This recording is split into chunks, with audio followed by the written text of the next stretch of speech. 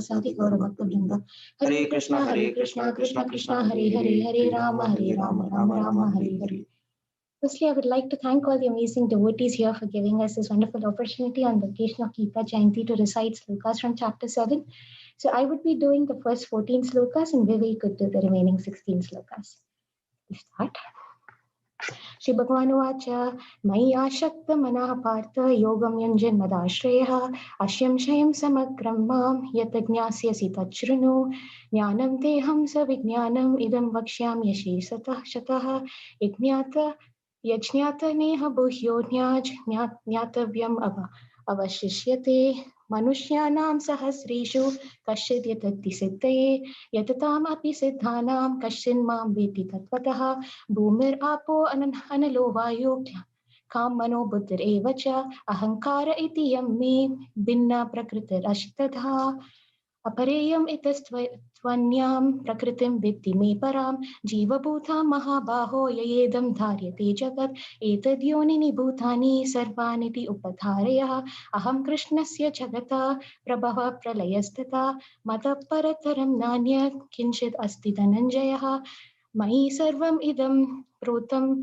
Sutre Mani Gana Iva Rasoham Apsu Kaunteya Prabhasmi Sashi Suryayo Pranava Sarva Vedeshu Shabda Ke Paurusham Nushu Punyo Gandha Prithviyam Cha Tejas Chasmi Vibhavasu Jivanam Sarva Bhuteshu Tapas Chasmi Tapasvisu Vishu Bijam Mam Sarva Bhutana Vidipartha Sanatanam Buddhir Buddhi Mathamasmi Tejas Vinamaham Balam Balavatham Chaham Kamaraga Vivarchitam Dharma Virutto Bhuteshu Kamo Asmi Bharathar Sab Shaba Ye Chaiva Satvika Bhava Rajasas Tamasaschaye Mata Eva Tithan Vikti Natvaham Teshu Ke Te Mai Tribirguna Mayir Bhaver Ebihi Sarvamidam Jagat Mohitam Nabhijanati Mamebhe Paramavyayam Daivihyesha Guna Mai Mama Maya Duratyaya Mam Eva Ye Prapadyante Mayam Etam Tarantite Namam Dushkritino Moda Prapadyante Naradhama Mayaya Paharta Jnana Asram Bhavamashrita Chaturvidha Bhajante Mam Jana Sukritino Arjuna Artho Jijnasurartharti Jnanicha Bhartashava Tesham Jnani Nitya Yukta Ekabhaktir Vishishyate Priyo Hi Jnanino Tyartham Aham Sacha Mama Priyaha Udhara Sarva Evaite Jnanitvaitvatmaiva Me Matam Astitas Sahi Yuktatma Mam Evanuttamam Gatim Bahunam Janmanam Ante Jnanavan Mam Prapadyate Vasudeva Sarvamiti Samahatma Sudurlabha Kamaistair Hritajnana Prapadyante Nyadevataha Tam Niyamam Asthaya Prakritya Niyata Svaya Yo yam tanu bhakta shraddhaya architum ichchati tasya shraddham tam eva vidadhamyaham sataya shraddhaya yuktas tasyaradhanam ihate labate cha tata kaman mayaiva vihitan hitan antavattu phalam tesham tadbhavatyalpamedhasam devan devayajo yanti madbhakta yanti mamapi Avyaktam Vyaktimapannam Manyante Mama Buddhayaha Parambhavam Ajananto Mamavyayam Anuttamam Naham Prakashas Sarvasya Yogamaya Samavartaha Mudho Yam Nabhijananti Loko Mam Ahamavyayam Vedaham Samatitani Vartamanani Charjuna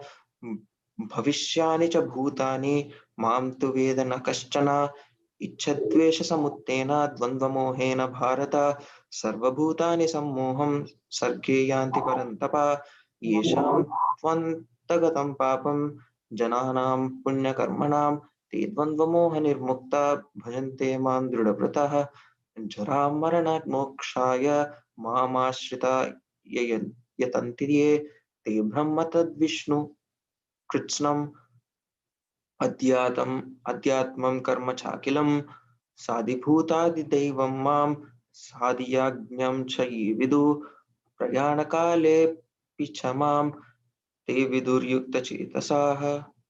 Hare Krishna. Hare Krishna. So until sixth chapter that we saw yesterday, Lord Krishna talks about Karma Yoga, Jnana Yoga, Ashtanga Yoga. And finally, in the last verse of sixth chapter, Lord Krishna gives Arjuna a glimpse of the magical Bhakti Yoga, which is the essence of Bhagavad Gita, with an emphasis on bhajate, bhajate, which means transcendental loving service to the Lord. So middle six chapters of the middle six chapters talk about Bhakti Yoga, which is the substance of Bhakti Yoga. It's like the cream of Bhagavad Gita. Why is Bhakti Yoga the best? Because Jnana and Vairagya, renunciation, as we saw yesterday, are insufficient when the goal is to know Lord as a person. They may help one realize the impersonal aspect of the Lord or Paramatma aspect of the Lord, but only devotional service can help one know Him as a person. Karma Yoga, which is karma overcoated with devotional service, and Jnana Yoga, which is empirical knowledge overcoated with devotional service, can lead one to liberation. But pure Bhakti Yoga, which is independent of karma and jnana, can not only endow one with liberation from conditional life, but also award one with the transcendental loving service of the Lord. All the other yogas are merely tools to reach the ultimate goal, which is bhakti for devotees. So here is a breakdown of 7th chapter inspired from Paramakarana Das Prabhu's class and from Narottama Vilas Das Prabhu's teachings. The first 3 verses talk about glorifying knowledge about Krishna. 4 to 7 verses talk about Krishna being the source of everything material and spiritual. 8 to 12 talk about Krishna pervading everything. 13 to 14 talk about why surrender to Krishna. 15 about those who do not surrender to Krishna. 16 to 19 about those who do surrender to Krishna. 20 to 25 about those who surrender to Krishna, those who surrender to someone other than Krishna. And 26 to 30 about bewilderment and liberation of the soul by knowledge of Krishna. So diving into the first 14 verses now, 7.1, in the first verse, Lord Krishna says to Arjuna, Tat Shranu, just hear, O Partha, Shravanam, just hear. With Shravanam, which is the first and the most important process in the 9 devotional processes. The translation says, the Supreme Personality of Godhead said, now hear, O son of Pritha, how by practicing yoga and full consciousness of me, with mind attached to me, you can know me in full, free from doubt. And here is a beautiful way of understanding this or decoding the verse in reverse. The result of hearing about Krishna is we will know about Krishna, Mam Nyasyasi, and more of our hearing about him would make us understand him without doubt, asamshayam, and completely samagram. And by knowing who Krishna is, we will take shelter of him, madashrayaha, and we'll engage in bhakti yoga, yogam yunjan. And by performing bhakti yoga, one's mind will become completely fixated, attached to Krishna, mai ashakta manaha. This verse focuses more on the hearing part, where it is important to understand that hearing not only shows the path, but it is the path to go back to Godhead as exemplified by Parikshit Maharaj himself. 7.3, Lord Krishna says, no one knows me as I am. And even if one does, such a soul is very, very rare. There might be other perfectionists who achieve perfection through impersonal realization or Paramatma realization, but it is very rare for a soul to understand Krishna in Tattvataha, his personal form. Krishna reserves the right to reveal himself, and Krishna and his holy names cannot be grasped by blunt material senses, but he reveals himself to his devotees, being pleased with their transcendental loving service offered unto him. 7.4 to 7.7, Lord Krishna explains how he is the source of everything material and spiritual. 7.4, he says, earth, Krishna says, earth, water, fire, air, ether, the 5 gross elements, mind, intelligence, and false ego, the subtle elements, all together constitute his different material energies, the inferior energy. 7.5, he says, apart from the inferior energy, there is another superior energy of mind, Param Prakritim, that constitutes the living entities. Energies are controlled by the energetic, and therefore all living entities are controlled by the Lord. They're qualitatively one with the Lord, but quantitatively different. And these living entities are a superior energy because of their quality of existence being one with the Lord. But sadly, in the process of exploiting these gross and subtle elements of the material world, they forget their real spiritual mind, intelligence, and true ego. In 7.6, Krishna says, of all that is material and that is spiritual, I am the source of everything, both the origin, Prabhavaha, and annihilation, Pralayas. Everything exists in this material world because spirit is present inside matter. Both matter and spirit originate from Krishna. 7.7, now that we know everything comes from Krishna, if someone poses a question, where does Krishna come from? And Krishna says, nothing is superior to me and everything rests on me as pearls are strung on a thread. Krishna is Sachidananda Vigraha, the primeval Lord, the reservoir of all pleasure, Govinda, and the eternal form of complete bliss and knowledge. He is Sarva Karana Karanam, cause of all causes, even the cause for his own existence. 7.8 to 7.11. In these verses, Krishna explains how he pervades everything. He's a taste of water, light of sun and moon, the syllable Om in the Vedic mantras, pranava, sound and ether, ability in man, etc. 7.12. Krishna talks about the three modes of goodness, material modes, which are the goodness, passion, and ignorance, which are manifested by my energy, Krishna says. And he goes on to say, I'm not in them, they are within me. Although these three material modes emanate from Krishna, he's not subject to them. Lord Krishna is nirguna, outside of the purview of the three modes. 7.13, Krishna talks about how the whole world is bewildered and enchanted by the three material modes of nature. 7.14, 7.14 is a very important verse where Krishna talks about how he controls the three material modes. Krishna says, these three material modes is a divine energy of mine, and these three gunas is what is called Maya. Even though material energy is an inferior energy, since this energy is being conducted by the Supreme Personality of Godhead himself, the energy is very powerful and duratyaya, very difficult to overcome. As living entities, we are eternally bound and trapped in this cage of Maya.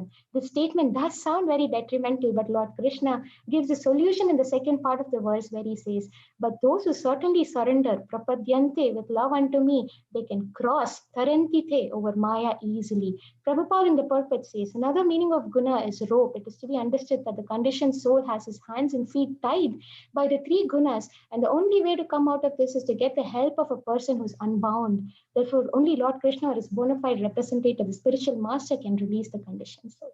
Handing it over to Vivek. Hare Krishna. Hare Krishna. So from the 15th verse, Krishna talks about the kinds of miscreants, even though intelligent, who are not able to surrender to Krishna due to the influence of Mayas. So every excuse we make for not surrendering, for not worshipping Krishna, we fall under one of these four categories. The first of them is the mudas, or the foolish hard workers. So these are the people who think I gave my blood, sweat, and tears to this job, so I and I alone reserve the right to enjoy the fruit of the work. So we all work for illusory masters. Those who of us who are in corporate jobs very well know, and how hard the going gets sometimes. But to understand ourselves and the true relationship with our true master, by the way, this true master has excellent work flexibility programs. We can worship him in hundreds of ways imaginable, and that is what we need to understand the true master Krishna and our constitutional position as the spirit soul. The second type are the Naradhamas, the lowest man with willful neglect. So socially and politically developed, we have no religious principles. So these people are despite having the human existence, they have lost their chance to connect with the Supreme. A prime example of these are Jaga and Madai, and these people required the mercy of Lord Nityananda to deliver them. So it is very essential for the Naradhamas to be delivered by the mercy of pure devotees. The third one are the Mayapahartha Jnanas, and these are learned people influenced by Maya. So these also include so-called teachers of the Gita, so-called scholars, but these people concoct the Gita according to their own interpretation.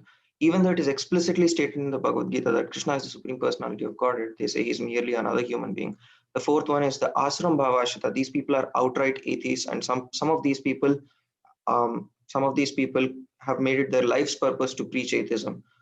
So these are the kinds of people who can never surrender to Krishna. These are, in contrast, in the next verse, Krishna talks about the kinds of pious people. Sukritina. There are Chaturvita Parinitamam. There are four kinds of people who come to Krishna to worship him. They are the Artha, distressed, and the Artharthi, the people who are in need of money, the Jignasur, people who are sometimes inquisitive, and the Jnanis, some people who are searching for the absolute truth. So these are people who come to exchange something with the Lord. So even though this is not exactly pure devotion, because pure devotion means you are able to give everything and ask for nothing. So even though these are not highly desirable, these are a way to connect with pure devotees, to start them on the path to devotional service. Because as we all know, as stated in the Srimad Bhagavatam, serving pure devotees is a great way to start pure devotional service.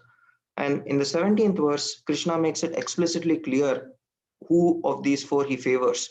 All of these are Mahatmas, but he favors, and people who are very dear to him are the Jnanis, are the people who are always in knowledge of the absolute truth and free from material desires and always engaged in pure devotional service. Nitya Yukta Eka Bhakti. Just how Krishna is very dear to his devotees, the devotee is also very dear to Krishna. So, like in the last verse, one can become pure by staying in association with the pure devotees. So, 18th verse talks about Krishna's guarantee. Now, one has to understand that Krishna is preaching the Bhagavad Gita to Arjuna in the midst of a battlefield, to his closest friend, and he's talking to him about the confidential knowledge of the universe. And he is giving his own guarantee that whoever is situated in his transcendental service is sure to attain him. It doesn't get more clear than this, that a transcendental service is the best way to attain Lord Krishna. Astita sahiyu tatma mam evanuttamam gatim. This is Krishna's guarantee. Krishna says all the four kinds of devotees are magnanimous, but anyone who comes to the Lord with devotional service, he is going to deliver. So the 19th verse, Krishna talks about the rarity of such a soul surrendering to him after many births and deaths. Bahunanam janmanam ante. So after many births, even though we have come into such a good satsang, it will be amiss of us to miss the purpose of life and the goal of life. So everything to such a person is visible in terms of Lord Sri Krishna. So verses 20 to 23, Krishna talks about demigod worship. One who is intelligent. So 20th verse talks about uh, the intelligence of a person who is surrendering to demigods. He says clearly that he is an unintelligent person, and but Krishna is giving us lots of independence, and he's giving us full independence to worship whomever we want according to our own desire. And Krishna himself is going to give you that steady faith, but he makes it clear in the following verses that the steady faith itself is given by Krishna, and the benedictions that you receive from the demigods are actually indirectly blessed, given to you by Krishna himself. And in verse 23, he makes it very clear the distinction between the fruits of the demigods versus the fruits of the Supreme Lord. He very specifically states that the destinations and the shelf life, sort of temporariness of the benedictions, depends on whom you worship. Krishna is Satchitananda, eternal and full of bliss and knowledge. So his benedictions and his mercy are par none, are unexhaustive. But the fruits of demigods, they're temporary and limited, just like they go out during annihilation and come out again.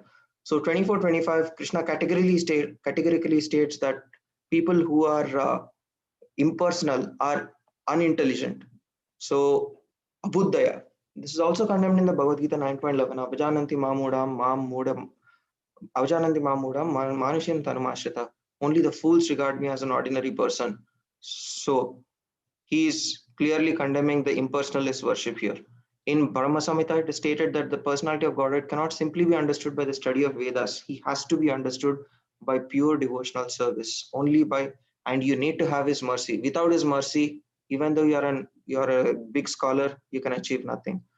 And in verse 25, Krishna reserves the sole right to never manifest the foolish and manifest to the foolish and intelligent. They're covered by his yoga maya.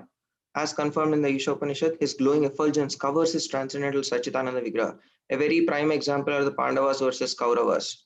Kauravas were never able to see Krishna as Arjuna did or the Pandavas did. And now 26 to 30, Krishna talks about the intelligent men. Krishna is the knower of all past, present, future. Vartamanani cha Arjuna bhavishyani cha bhutani. But no one knows him. This is another proof that the Supreme Personality of Godhead is not a fleeting material incarnation. If he was one, he would have forgotten everything after rebirth and reincarnation. And then 27th verse, he says, all living beings are born into delusion. The living illusory energy is manifested in the duality. And this duality is visible everywhere. Dishonor, honor, misery and happiness, woman and man, good and bad. Sarva bhutani samoham. Every single living entity is affected by this. So 28th verse, he gives the eligibility criteria of elevation to the transcendental platform. One has to follow the regulative principles, be pious, conquer the sinful reactions, and can accept the devotional service, gradually rise to pure knowledge with determination. Te dvandva moha nirmukta, bhajante mam dridhavrata. You will be nirmukta from the dvandva, as Krishna explicitly says. This becomes possible even more easy with association of pure devotees.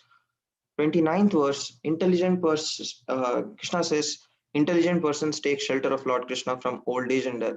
And the 30th verse, Krishna talks about the characteristics of pure devotees. If he is a pure devotee, he will know Krishna to be the governing principle of the material existence, the governing principle of demigods, methods of all sacrifice, and know him as the supreme personality of God even at the time of death. Hare Krishna. Thank you so much for the wonderful Thank you so opportunity. much. Hare Krishna. Please forgive us for any mistakes, mispronunciations. Thank you so much. Thank you, Mataji Prabhuji. Fantastic. You can see how much you've learned through this process of associating with devotees. Wonderful. Okay, Madhav Gana Prabhu, are you going to, is it a family affair or just yourself? Me and Tulsi are here. So Wonderful. all are here. Yeah. Hare Krishna. So do you want to go ahead and get started? Chapter? Yes. Do you want screen sharing, Artamalas Prabhu, to do? Or Yeah. Yeah, it'd Sure. be nice if I have a PPT. But yeah, if Narottam Vilas Prabhu can share the screen and control it, that should be fine. Wow, you have a PowerPoint. You're raising standards. I had an existing one. So I'm gonna run it. It's Okay. okay. Who already has it, then that's Oh, fine. Prabhu. Okay. So we're gonna recite the chapter 8, attaining the supreme or Akshar Brahma Yoga. Okay. While reciting and explaining the chapter, I may make mistakes. So please, I'm asking for your forgiveness while I'm reciting all the slokas and everything. So please bless me so I can speak from all the scriptures. Hare Krishna. Arjuna Vacha. Kim tad brahma kim adhyatmam kim karma purushottam adibhutam cha kim proktam adidaiva kim uchyate adiyagna katham kotram dehesmin madhusudana prayanakale cha katham jnanoshi nityam vi अक्षर ब्रह्म पर श्री भगवान उवाच अक्षर ब्रह्म परमं स्वभावोऽध्यात्मम् उच्यते भूतभावो अवाकारो विसर्गकर्म संजितना अधिभूतं क्षरो भाव पुरुषश्च दैवतम् अधियज्ञोकम् एवत्र देहे देहावृतं वरा अंतकाले च मामेव स्मृतमुक्तकलेवरं यः प्रयति सन्मद्भवं यति नस्ति अत्र संशयः यं वापि स्मरणभावं त्यजति अन्ते कलेवरं तं एवैते कुन्तेय सदा तद्भावभावितः तस्मात् सर्वेषु कालेषु माम् अनुस्मरयद्य च मया अपीर्तमनो बुद्धिर्माम् एवैष्य असंशयः अभ्यासयोगनियुक्तेन चेतसा नान्यगामिना परमं पुरुषं दिव्यं यति पार्थनुचित्यनं कविं पूर्णम् अनुसृष्टम् अनोरनिष्म्यसम् अनुस्मृह सर्वस्य दातारम् अचिन्त्यरूपम् आदित्यवर्णं तमसा परस्तरा प्रणयकाले मनसा जलेन भक्त्या युक्तो योगबलेन चैव भ्रुवो मध्ये परं प्रणम् अविश्य सम्यक् सतं परं पुरुषम् उपति दिव्यम् यद् अक्षरं वेद विदो वेदन्ति विशन्ति यत् यतयो विदग्रह यत् इच्छिन्तो ब्रह्मचर्यं चरन्ति तत्ते पदं संग्रहेण प्रवशके सर्वदाराणि संयम मनोरुद्धि निरुद्धचम् मूर्धनि अध्यात्मनपरणम् असितो योगधारणम् ओम इति अक्षरं ब्रह्म व्याहरणम् अनुस्मरम् यः प्रयति त्यजं देहं शयति परमं गतिम् अनन्यचेतं स्तततं यो मां स्मरति नित्यस्य तस्यं सुलभपर्था नित्ययुक्तस्य योगिना मामुपेय पुनर्जन्म दुःखालयम् आश्वसताम् नाम्नुवन्ति महात्मानः संसिद्धिं परमां गता Abrahma bhuvanaloka punaravartu Arjuna mam upetya tu kanteya punarjanmana vidyate sahasra yuga paryantam aharyat brahmano vidu Tatrim yuga sahasranam teho rata vidognana avyakta vyakta sarva prabhavanti ahar agame ratri agame praliyante tatre vyakta samanjate bhutagra bhutagramasa avyam bhutva bhutva praliyate ratri agame vashapratpartha pravati ahar agame Parastasmastu bhavunyo vyakto vyaktat sanatana yasa sarveshu bhuteshu nashyatu nana vinashyati vyaktokshara iti yukta tam aham paramam gatin yam prapena vivarante tad dharma paramam mama purusha sa parapartha bhaktya labhyastu ananya yashyanta stani bhutani yena sarvam idam tatam yatra kale ta anavantrim avritrim chaiva yogina prayata yanti kam kalam bhakshyami bhartarusabha agni jyotir ahas sukla sanmasa uttarayanam tatra prayate gacchati brahma brahma vidognana Dhumoratristatha Krishna Sanmasa Dakshinaya Tatra Chandrama Sam Jyotir Yogi Prapyate Nirvate Shukla Krishne Gati Hayete Jagata Saraswate Mate Ekayayati Anavritam Anya Rartade Punaha Naiti striti parthajnanam yogi moyati kashana tasmat sarveshu kaleshu yoga yukto bhavarjuna vedeshu yagneshu tapasu chaiva dhaneshu yat punya phalam pradistam ayeti tat sarvam idam viditva yogi param sthanam upaichirichadyam. This signed the Bhaktivedanta purport to the English chapter of the Srimad Bhagavad Gita in the matter of attaining the Supreme. Hare Krishna. So in the chapter 7, Krishna was concluded with the Krishna's glories with the three new terms. Chapter 8 begins with the Arjuna's question, and that's Krishna asked to say, who is the Adi Bhuta, Adi Daiva, and Adi Yagna. In this chapter, slok number 1 and 2, as Arjuna asked the sixth question, and in the 3 and 4, Krishna answered those 6 questions, and then from 5 to 8, remembrance of the Krishnas at the time of the death, and also the question answered by the Arjuna for the 7th one. From slok number 9 to 13 is the remembrance of Krishna by yoga, by Mishra Bhakti, or by Ashtanga Yoga. And the sloka number 14 and 15 is remembered by Suddha Bhakti.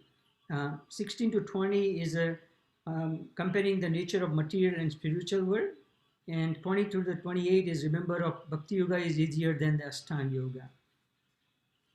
So in a question, in a sloka number 1 and a sloka number 2, the Arjuna asked the question to Krishna that who is Brahman, who is what is self, and what are the fruitive activities, and what is this material manifestation, and what are the demigods. And in the second sloka, Krishna is also who is the Lord of sacrifice. Arjuna asks who is the Lord of sacrifice, and how does he live in the body, O Madhusudana. And now how can those engaged in devotional service know you at the time of the day? So Krishna answered that question in the third, that the indestructible transcending living entity is called the Brahman, and his eternal nature is called Adhyatma, or the self. And the action that we do is development of the material bodies of the living entity is called the karma or fruitive activities. And the karma depend on what kind of action you do in the three modes of passion, three modes of the nature. Depend on that mode, you will get the karmas. So if you do the mode in a goodness, then you have a karma that will be benefited for your spiritual advancement. So the physical nature is called Adi Bhuta and it is constantly changing. The material bodies generally pass through 6 stages. They born, they grow, they remain for some duration, they produce, and some by products, and then dwindle, and then they will vanish. In 8.5 and 8.6, Krishna is stressed the importance of the Krishna consciousness, or how one can remember me. Anyone who quits his body in Krishna consciousness at the once transferred to the transcendental nature of the Supreme Lord. The Supreme Lord is the purest of the pure. Therefore, anyone who is constantly in a Krishna consciousness is also the purest of the pure. Remembrance of Krishna is not possible for the impure soul who is not practice Krishna consciousness in devotional service. Therefore, one should practice Krishna consciousness from the very beginning of the life. If one wants to achieve the success at the end of the life, the process of Krishna is essential. Therefore, one should constantly chant the Maha Mantra, Hare Krishna, Krishna Krishna, Hare Hare, Hare Rama, Rama Rama, Hare Hare.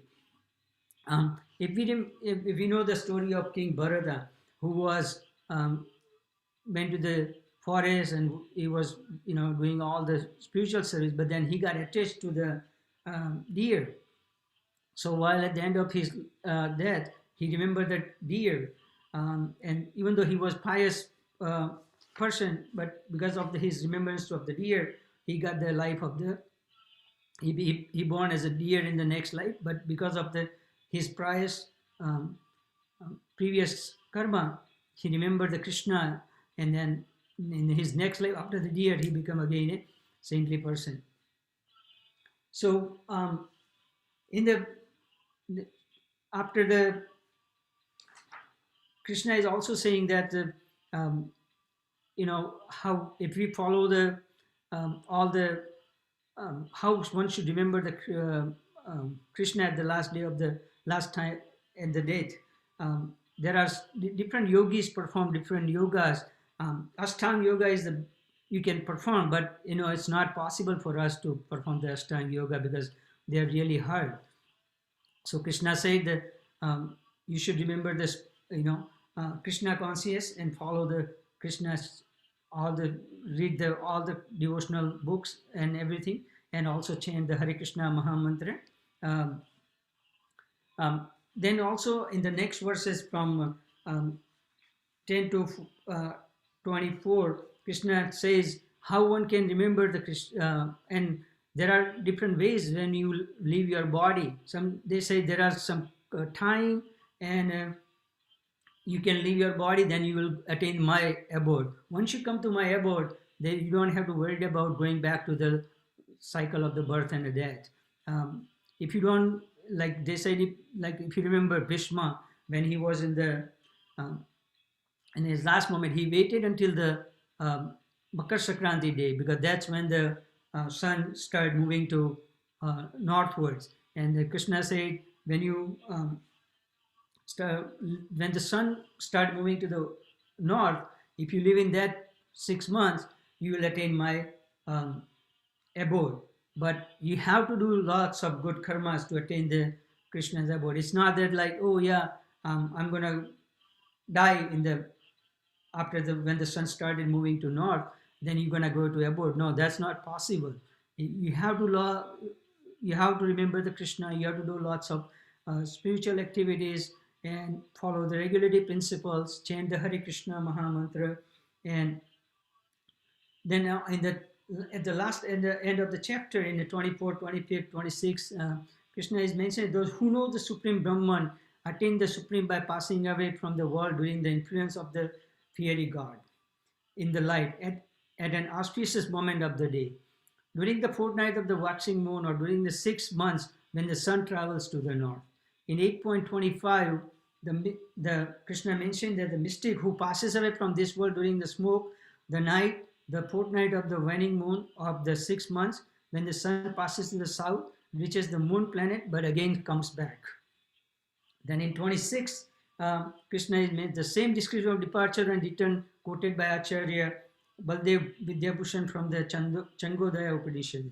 Those who are fruitive laborers and philosophical speculators from the immemorial are constantly going and coming. Actually, they do not attain ultimate salvation, for they do not surrender to Krishna. Krishna also mentioned that if you have accepted Bhakti Yoga and try to practice it, then Krishna will give you birth in a devotee family in the next life to continue your practice in Bhakti Yoga and eventually come to me. And in the last sloka in 828, the path of devotional service will give you the best result. The result is better than one should derive from studies of Vedas, performing sacrifice, going charity, or pursuing fruitive activities. Simply by performing devotional service like following regular principles, chanting regularly, reading the books, and enjoying the devotion and offering his activities in the pleasure of the Supreme will sure attain my abode. Hare Krishna, Guruji. Thank you. Hare Krishna, Prabhu. Thank you very much. Was Tulsi going to show something also? No. Oh, okay. Okay. Thank you for participating in today's Gita Jayanti Part 2. So devotees will just keep going until 11:30, and then usually, as yesterday, Kalakantha Prabhuji will join us. So I'm going to switch over so Bhaktirasa can do this. Can you guys hear me? Can you hear us okay? Yes, Prabhuji. Yes, Prabhuji. So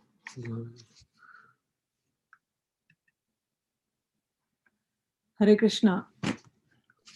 Hare Krishna, Prabhu, would like to share the screen? Would like me to share the screen too, or? Yes, Prabhu, you can send share for everyone else. I have my own, Sure, but please go ahead. Thank you. Chapter 9, the most confidential knowledge.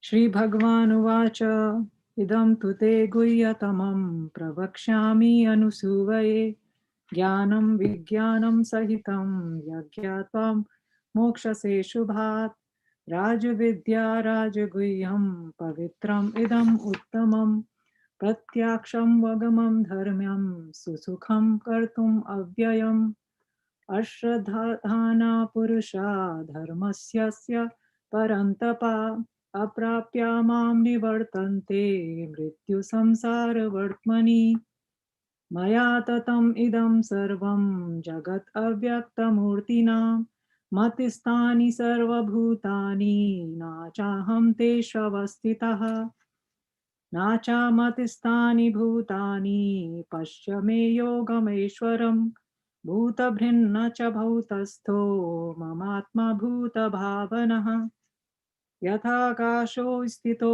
nityam vayu sarvatro gomahan tatha sarvani bhutani matisthani upadhariya sarva bhutani kaunteya prakritiyanti mamikam kalpakshe punastani kalpado vrisajamiham prakritim swam avashtabhya vrisajami punah punah bhutagramam imam kritsnam avasam prakrite vashat nachamam tani karmani nivadhanti dhananjaya udasina vadasinam asaktam tesva karmasu maya dakshena prakriti suyate sacharacharam hetunanena kaunteya jagat viparivartate avijananti mamuda manusham tanu ashritam param bhavam ajananto mama bhuta maheshwaram mogaksha moga karmano moga jnana vichetasah Rakshasima cheva prakrtimohinim shrita Mahatmanastu mam partha devim prakrtimashrita Bhajanti ananya manaso gyatva bhutadim avyayam Satatam kirtayanto mam yatantascha dridvata Namastascha mam bhaktya nityayukta upasate Jnana-yajnena chapanye yajanto mam upasate Ekatvena prithaktvena bahuda vishvaso mukham Aham kartur aham yagna swadaham aham ashadham mantraham aham evajyam aham agnir aham utam pitamahasya jagato mata dhata pitamaha Vedyam pavitram omkara riksama yajurveva cha gatir bharta prabhur sakshi nivasa sharanam suhrt prabhavo pralayah sthanam nidhanam bijam avyayam tapyamaham aham varsham nrighanami utasrijami cha amritam cheva mrityascha sat asat cha ham arjuna Travidya mam soma paputa bhava yarjeshva swagati parthayante te pranayama sada surendra lokam ashnanti divyam devi deva bhogan te tam bhuktva swarga lokam vishalam shine punyamartya lokam vishanti evam trayi dharmam anuprapanna gata gatam kama labhante Ananya chintayanto mam ye jana paryupasate tesham nityaya bhuktanam yogashemam vahamyaham ye api anya devata bhakto yajante shadadaspitaha te api mam eva konteya yajanti avidipurvakam aham hi sarva yajnanam bhokta cha prabhur eva cha na tu mam abhijananti tatvena tahascha te yanti deva vrata devam pitrin yanti pitrvrataha bhutani yanti bhuteja yanti mat yagnomapi mam Patram pushpam phalam toyam yo me bhaktya prayakshati tad aham bhakti upahritam ashnani prayatmanah yad karoshi yadashnashi yajhoshi tadashi yad tapasyansi kaunteya tad kurashtramadarpanam शुभाशुभं फलेरेवं मोक्षसे कर्मान् बन्धनेः संन्यासयोगयुक्तात्मा विमुक्तो माम् उपेष्यसि समोऽहं सर्वभूतेषु न मे द्वेषोऽस्ति नः प्रिया ये भजन्ति तु मां भक्त्या मयि ते चाप्यहम् अपि सेचो सुदाचारो भजते माम् अनन्यभाक् साधु एवा समन्तव्या संयोग व्यवस्थितो हि सा क्षिप्रं भवति धर्मात्मा श्वश्चान्तिं निगच्छति कौन्तेया प्रतिजानीहि नामे भक्ता प्रणश्यति मां हि पार्था व्यवापृश्यत्या येऽपि स्युः पापयोनः स्त्रियो वैश्यसोस्था शूद्रास्तेऽपि यान्ति परां गतिं किं पुनर्ब्रह्मणः पुण्या भक्तराजर्ष स्थिता अन्त्यम् असुखं लोकम् इमं प्राप्य भजेष्वहं माम् मन्मना भव मद्भक्तो मद्याजी मा नमस्करु मद्याजी मामेष्टे नमस्करु मामे वैश्यसि Yuktam Vevam Atmanam Matparayana. Hare Krishna, devotees, now I'll summarize chapter 9. It is called the most confidential knowledge because chapter 9 is called most confidential knowledge because it's elaborate about the relationship between loving relationship between his devotees and Krishna. So the importance of Krishna gives the importance of hearing. The most intimate knowledge of the absolute truth is obtainable through proper hearing. The confidentiality of spiritual knowledge is based on how much it discloses the true position of spirit soul in relationship with Krishna. As we know, that opening chapters of Gita presented the knowledge of soul's distinction from the body, and this is confidential knowledge, Guyam. Chapters 7 and 8 present knowledge of devotional service, and this is more confidential knowledge because it discusses one's relationship with Krishna, Guhyatara. The knowledge of chapter 9 is most confidential because it reveals the intimate loving reciprocation with his devotees and Lord himself. Guhyatam, one will be able to access knowledge of Krishna in proportion to his or her devotional consciousness. Primarily, the Lord explains that Arjun is qualified to attain the most confidential knowledge because he's anusuyava, non-envious. One must be non-envious of Krishna in order to understand Gita, because the essential message of Gita is that spirit soul is the eternal servant of Krishna. Krishna then talks about, in text 4 to 10, about achintya bheda relationship with material world. Lord Krishna begins his elucidation of most confidential knowledge by explaining his relationship with material world. This is his mercy to those who are materialistic. He's giving requisite faith to materially absorbed people by showing himself to be the supreme relationship to the cosmic manifestation. Because of his unique and supreme position in relationship with the material creation, Lord Krishna is the supreme object of worship. Lord supports and pervades his entire universe through his energies. Lord says that all beings are in me, but I am not in them. This makes the point that although Lord is everywhere, he does not lose his own personal existence. After explaining that all beings rest in me, the Lord says the opposite. They do not rest in me. This contradictory language is meant to show that he's personally aloof from the workings of the universe, and that such functions are carried by his energies. In this way, the Lord's will is executed without his having to take direct involvement. All function of material nature, the cycle of manifestation, the assignment of suitable bodies for the living entity, etc., happens through this agency of the material nature, which is running under Lord's will. By this arrangement, Lord always is in ultimate control, but is not directly attached to the activities of creation. And in text 9, the Udasinvat is important. It means as if neutral. Because he's not personally attached to the activities of creation, the Lord is neutral.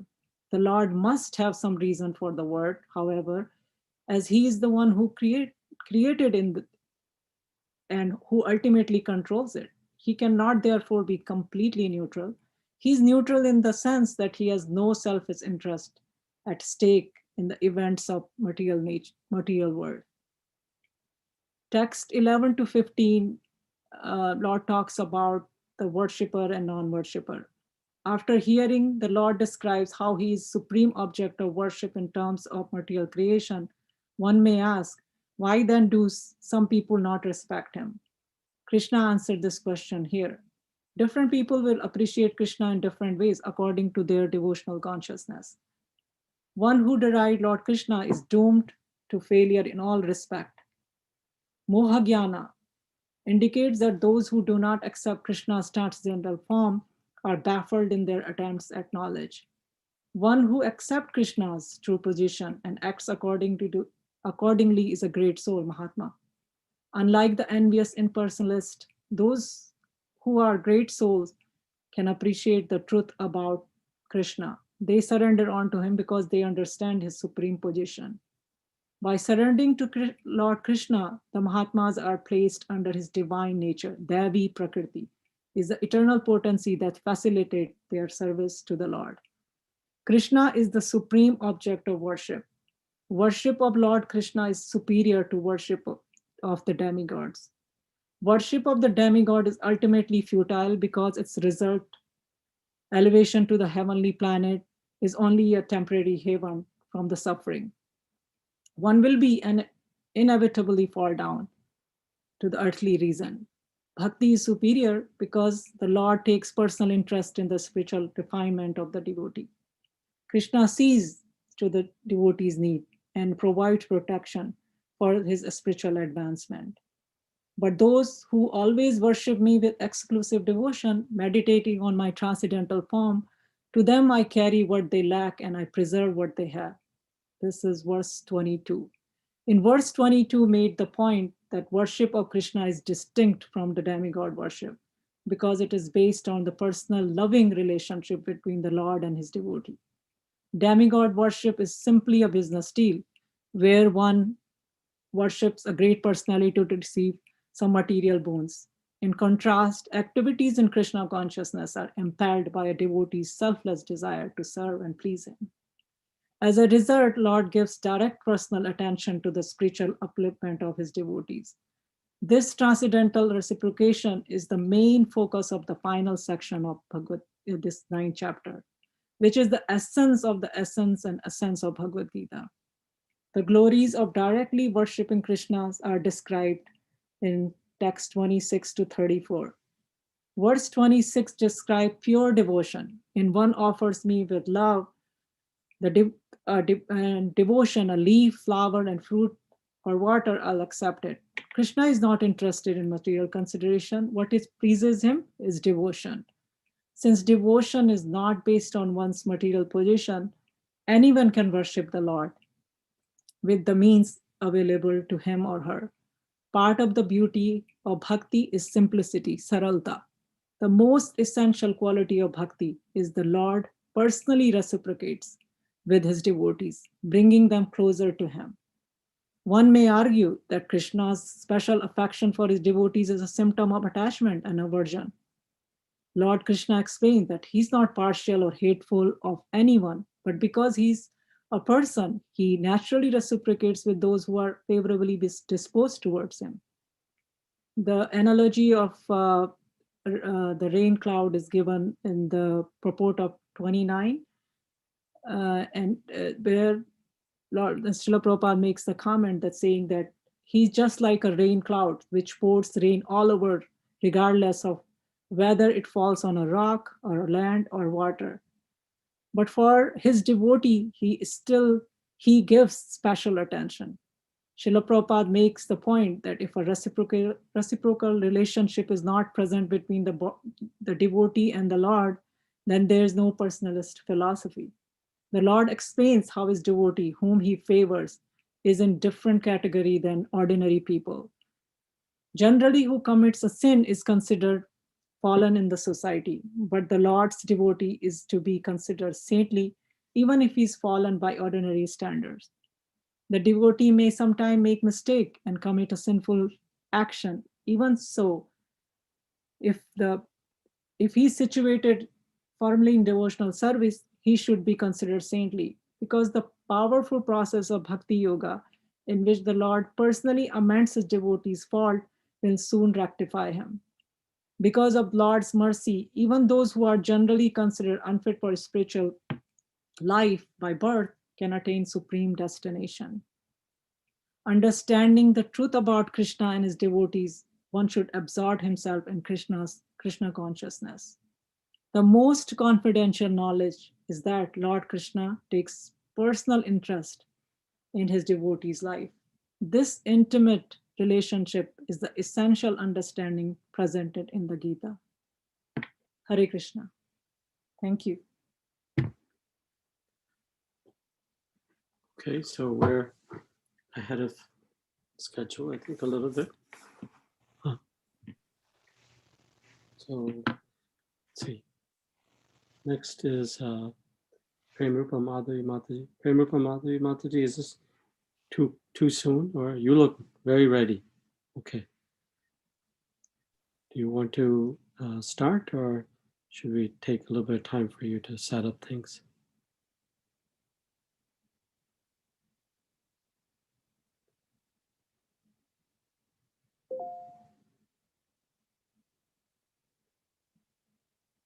Krishna Mataji.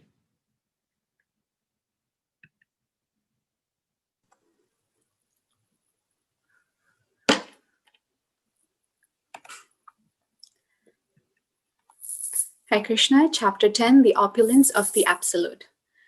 Shri Bhagavanu Vacha Bhuya eva mahabahu Shunu me paramam vacha Yatteham priyamanaya Vakshami hitakamyaya Name vidu suragana Prabhavam na maharshaya Aham adirhi devanam Maharshinam cha sarvasa Yo mamajam anadim cha Viti loka maheshwaram Asammuda samarteshu sarva papi pramuchyate buddhirjnanam asammoha shama satyam dhamma shama sukam dukkam bhavo bhavo bhayam cha bhayameva cha ahimsa samata tushtis tapodanam yasho yasha bhavanti bhavabhutanam matta eva pritagvida Maharshaya sapta purve chatvaro manavastata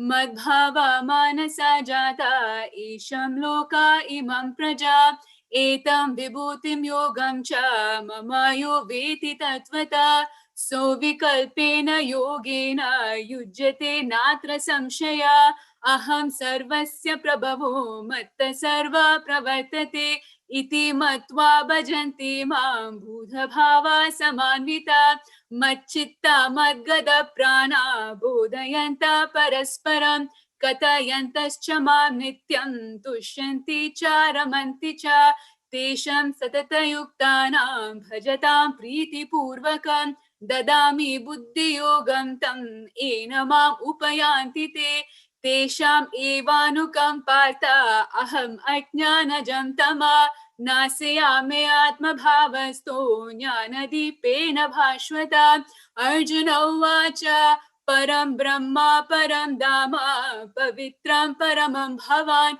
purusham shashvatam divyam adidevam ajam vibhu ahustvarashaya sarve devarshi naradastata Asito devalo vyasa swayam cheva bravishime sarva etadritam manye yanvam vadasi keshava nahi te bhagavan vyaktim vidur devana dhanava swayam evatmanatmanam vetatvam purushotama bhuta bhavana bhuteshu deva deva jagatpate vaktumarhasya sheshena divyahyatma vibhutaya Yabe vibhuti bir lokan imam stvam vyapatishtasi katam vidyam aham yogim stvam sada parichintaya keshu keshu cha bhaveshu chintyosi bhagavan maya vishtarenatmano yogam vibhutim cha janardhana bhuya kataya triptihi shinvato nasti me mrita Sri Bhagavanu vacha Hatante katayishyami divyahyatma vibhutaya pradanyata kuru shrishta nastyanto vistarasya me aham atma gudakesha sarvabhuta shayastita aham adischa madhyam cha bhutanam antameva cha adityanam aham vishnu jyotisha raviram shuma Marichir marutam asmi nakshatranam aham shashi Vedanam samavedosmi devanam asmi vasava Indriyanam manaschasmi bhutanam asmi chetana Rudranam shankarashasmi vittesho yaksharakshasam Vasunam pavakaschasmi merum shikarinam aham Purodasam Purodasam cha mukyamam vidimam Midim partha brihaspati senani namaham skanda sarasamasmi sagara Maharshinam bhruguraham giramasmi ekam aksharam Yajnanam japayajñosmi stavaranam himalaya Ashvasta sarva vrikshanam devarshinam cha narada Gandharvanam chitrarata siddhanam kapilo muni Uchchai shavashamashvanam vidimam amritodbhava Airavatam gajendranam naranam cha naradipa Ayuddhanam aham vajram dinunam asmi kamaduk Prajanaschasmi kandarpa sarpanam asmi vasuki Anantaschasmi naganam varuno yadasamaham Pitranam chasmi yama samyamatamaham Prahalada chasmi daityanam kala kalayatam aham Mriganam cha migendoham vainati yascha pakshinam Pavana pavatam Rama shastrabritam aham Jashana makaraschasmi shrotam asmi janavi Sarganamadirantascha madhyam chevaham arjuna Adhyatma vidya vidyanam vada pravadatam aham Aksharanam akkarosmi dvanda samasikashya cha Aham evakshaya kalo dataham vishwato mukha Mrityu sarva haram chaham Udbhavascha bhavishyata Kirti Srivakcha Narinam Smriti Medadritam Kshama Brihat Sama Tata Samnam Gayatri Chandasamaham Masanam Margashishoham Rutunam Kusumakaram Dyutam Chalayatam Asmi Tejas Tejasvinamaham Jayosmi Vavasayosmi Sattvam Sattvavatamaham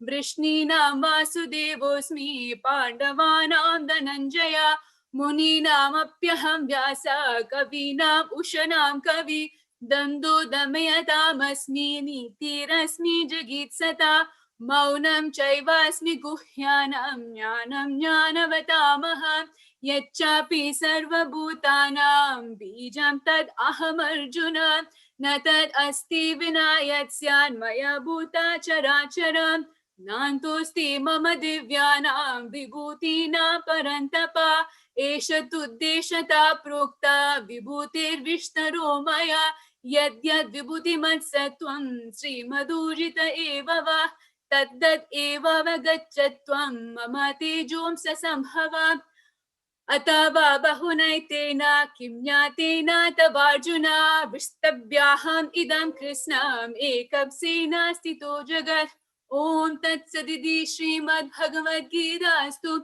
Upanishadsu Brahma Vidyayam Yoga Shastre Shri Krishna Arjuna Samvadi Vibhuti Yogo Namaha Dashamodhyayaha.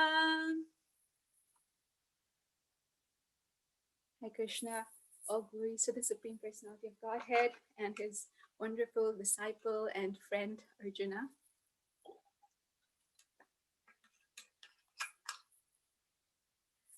Now discuss a small summary about the 10th chapter of the Bhagavad Gita. Before that, I'd like to thank our temple management and especially His Grace, Jai Sachinandan Prabhu, for giving us all this opportunity, because now when I was reciting the slokas, it was making more sense to me. I know the meaning of the slokas, but because of just dwelling more on them, I could relate more to it. So thank you for giving this opportunity and this wonderful format where devotees can not only recite, but then dwell deeper and share their realizations and a small summary of the Gita. So everybody, welcome to day 2 of the Advent of Bhagavad Gita Mahayagya 2020. Before we go on to understand chapter 10, because we see it as a whole picture, let's try to understand its connection to chapter 9, the most confidential knowledge. So in chapter 9, Krishna explains to Arjuna, always think of me, never forget me. Manmana bhavavat bhakto, always engage your mind in me. And now in chapter 10, Krishna tells Arjuna how this is possible. So chapter 10 is entitled Vibhuti Yoga, the opulence of the Absolute. Then Krishna explains how one sees him everywhere. In different manifestations of the world, one can actually see Krishna. When a devotee sees or hears about anything in this world, a devotee can actually only see Krishna. One time, Srila Prabhupada was actually, a nice realization or a story comes to mind. One time, Srila Prabhupada was walking on the shores of Laguna Beach. And as they were walking, they were watching these huge waves that were there. And there were some people who were surfing. And Srila Prabhupada looked at them and said, "Who are these people?"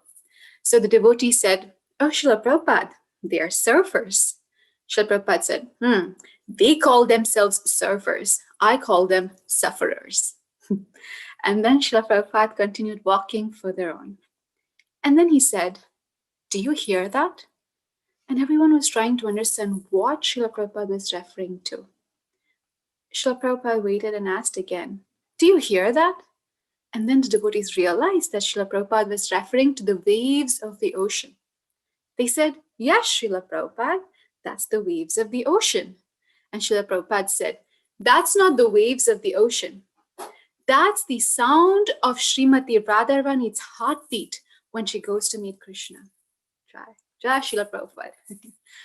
So in other words, in every manifestation of this material nature, Srila Prabhupada was seeing Krishna behind everything. In chapter 7 itself, Krishna explains how we see him everywhere. We heard in today's beautiful recitation and explanation how Krishna explained in the 7th chapter. Rasoham apsu kaunteya prabhasmi shashi surayo pranava sarva vedeshu shabdake paurusham rishu. Krishna says, Rasoham apsu kaunteya, I am the taste of water. Does a day go by where we don't drink water? So when we drink water, one can actually remember Krishna because he's the taste of that water. Even if one is stubborn and says, "No, I don't drink water some days," then Krishna says, Prabhasmi Shashi Suryo, I am the light of the sun. Does a day go by when we don't see the light of the sun? Narottam Prabhu is shaking his head here saying yes, that, being in Portland, there are some days that we go by without seeing the sun.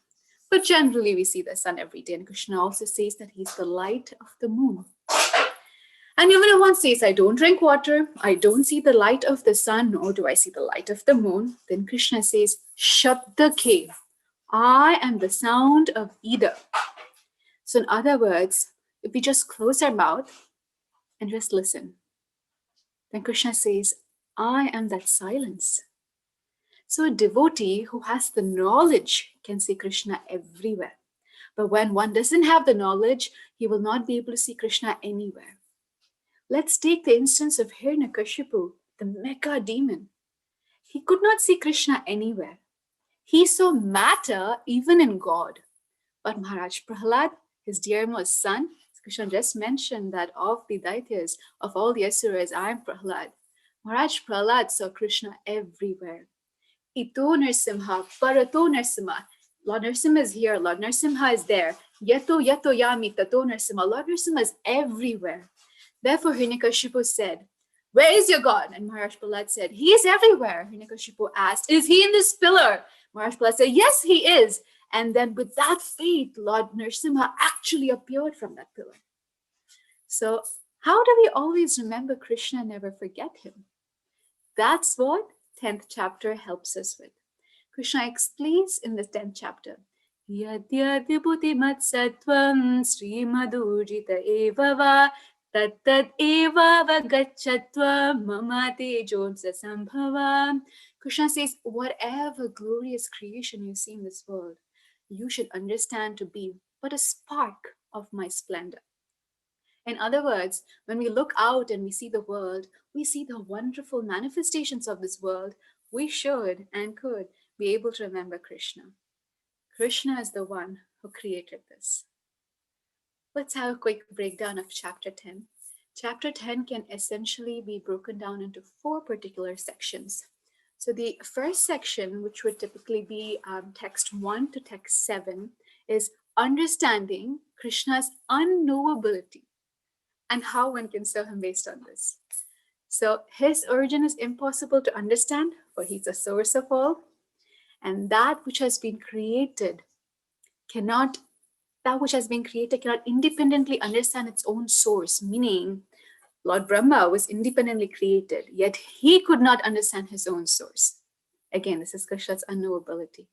And finally, one who understands both these facts that were mentioned above, if they are the ones who are eligible and can serve Krishna with devotion. So this is understanding Krishna's unknowability and how one can serve him. Text 10.8 to 10.11 is actually Chatur Shloki Gita. So if you're wondering which slokas of Bhagavad Gita should I by heart, these are must for slokas that you need to buy, because this is the nutshell of the entire Bhagavad Gita. So 10 point, because these are so important, we'll just look at each of them individually. So 10.8 explains, those who know that Krishna is the source of everything, they become enlightened. They get Buddha. And with this enlightenment, they become devoted to me wholeheartedly. Bhava Samvita. And 10.9 explains how they become devoted to Krishna. There are two aspects to it. So one is an internal aspect and the other is an external aspect. The internal aspect is Madchitta, with my mind. Madgata, with my life and body. Prana, with my life itself and my body. And the external aspect is Bodhayanta, speech or preaching, Parasparam, amongst devotees, amongst like-minded people. And what happens because of all this? My pure devotee becomes Tushyanticha, becomes pleased, and Ramanticha, delighted. Anything and everything we do in this world, from the time we wake up till the time we sleep, is for what? For our happiness. And the Supreme Personality of Godhead is revealing or letting us in on how one can actually feel that Tushyanticha and Ramanticha can be pleased and happy only by speaking about Him and by engaging our mind and body itself in His service. 10.10 explains how we can get that Buddha that we talked about. Krishna says that He gives us the buddhi in understanding Him by which we can go to Him. And finally, in 10.11, He explains how He gives us that buddhi. He's so sweet. Krishna, unlike a magician whose aim is to always put us into illusion, reveals how He gives His devotees that buddhi we just mentioned. He says that through the shining lamp of knowledge, He destroys the darkness born of ignorance, whilst dwelling in our heart. So that's Chaturshloki Bhagavad Gita. Section 3 is 10.12 to 10.18. Here, Arjuna finally accepts Krishna's position and requests him to say more, or requests to hear more about his opulence. So in chapter 2, we actually saw Karpanya dosha pahata svabhava prichami tvam dharma samura cheta yashreyasya nishchitam bruhitan me shishyasteham shadimam tvam prapannam. He said he was confused about his duty. He lost all composure because of miserly weakness. And in that condition, he was asking Krishna to tell him what was best for him. And then he said, "Now I am your disciple and a soul surrendered unto you. Please instruct me." But still, it took him 3rd, 4th, 5th, 6th, 7th, 8th, 9th, and then finally 10th chapter after 8 chapters, only he finally accepted Krishna's position and requested to hear more of his opulence. Now, when someone studied, Srila Prabhupada encouraged the study of his books or literature, and he asked devotees to become Bhakti Shastris. Bhakti Shastris are people who can defend the Vedic knowledge, like as Shastra. Shastra means weapons. They can defend the Vedic knowledge. By how? By quoting authorities. That's what Arjuna did. Arjuna refers to previous authorities, as we just heard in the sloka. And then he confirms that he realizes himself. Krishna is the Supreme Personality of Godhead. And then he prays, Krishna, I want to hear more of your glories so that I can think and remember you at all times. We should understand that it's Arjuna who's asking this. Arjuna is not a normal person. Krishna himself saying, you're my best friend. That's why I'm saying all this to you. You are my best devotee. That's why I'm saying all this to you, right? So Narad Muni was once thinking that, why did Krishna, so we know that the Pandavas went through a lot, but how we thought how much Krishna went through? Each time they were in difficulty, he came all the way from Dwarka to where they were, Hastinapur, the forest, anywhere. He was always there. He left everything and he came for them. So Narad Muni once thought, why is Krishna so attached to, or why is he doing so much for these Pandavas? That's what he was thinking. And with this thought in his mind, one day he was walking and he saw, or floating, and because he's the eternal spaceman, he saw Krishna sitting under a banyan tree and Arjuna is lying on Krishna's lap. This infuriated Narad Muni. He's like, oh, he's doing this much. And then these people are taking so much advantage of him that they're sleeping on the lap of the Supreme Personality of Godhead. Even Mother Lakshmi was hesitant to sit on the lap of Lord Nrsimha, and he's putting his head and sleeping on the lap of the Supreme Personality of Godhead. He got infuriated. He came, and then immediately Krishna knows everything. So Krishna is like, hey, he's sleeping. And then he was like, I can't say anything anymore. But Krishna knows everything. So Krishna pointed to a piece of hair of Arjuna that was like lying nearby him, that had shedded off of him. And then he said, Narad Muni understood. Krishna's asking him to pick that piece of hair that fell off of Arjuna and listen to it. And that's what Narad Muni did. When he did that, all he could hear is Krishna, Krishna, Krishna. That's the mood of Arjuna. That's why he was chosen for Krishna to explain Bhagavad Gita to be such an amazing devotee. And he is telling Krishna, Krishna, I want to hear more of your glories so that I can always think and remember you. Otherwise, Krishna would have remained unknowable. In Gita Mahatmya, so what my point is that Arjuna knows Krishna, Arjuna loves Krishna, Arjuna is always thinking of Krishna. Satatam, Satam Vishnu Vishmata Vyura Jatichit. Satatam, what I'm trying to say here, it's a Sanskrit version of always remember Krishna, never forget Krishna. And Arjuna was the epitome of that, amongst various other devotees, but he was. But still, he took this role and he asked, just for whom? For our sakes. In Gita Mahatmya, it is said, Sarvo Upanishado Gao Dokta Gopal Nandana Partho Vatsa Sudhir Bhokta Duktam Gita Amritam Mahata. Gita Mahatmya by none other than Adi Shankaracharya, it says that Sarvo Padar Vinirmuktam. Sarvo Upanishado Gao, all the Upanishads has taken the form, this is just a beautiful analogy, has taken the form of a cow. Dokta Gopalanandana, who is the cowherd who is milking this cow? So what's the cow again? It's Sarva Upanishado Gao. All the Upanishads have come in the form of this cow. And Dokta Gopalanandana, Krishna is actually milking this cow.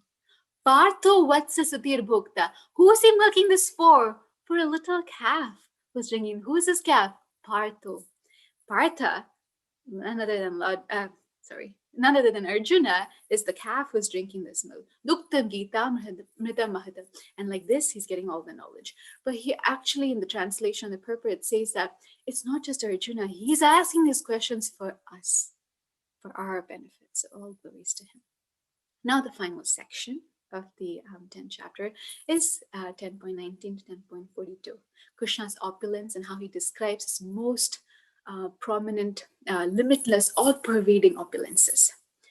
So he names some of his opulences, and then finally, what does he say? He says that this is nothing. That's what he says, right? Because he pervades and supports the entire universe with but a mere fragment of his total potency. So we heard again the wonderful recitation and explanation of the 9th chapter, which is actually called the most confidential knowledge. And one would think that that's it, that's the most confidential knowledge. But then when Krishna begins the 10th chapter, Krishna tells Arjuna, listen carefully, I'm going to reveal a more wonderful knowledge, and that's his opulence. So among several points that His Grace Kalakantha Prabhu made yesterday, one that really struck me was his take on confidential knowledge, right? Krishna mentioned that he was going to provide the most confidential knowledge. And then he's going to provide a more confidential knowledge in the beginning of the 10th chapter. So he was saying that only a person who is confident about something can share that information confidently. Such an impactful statement, right?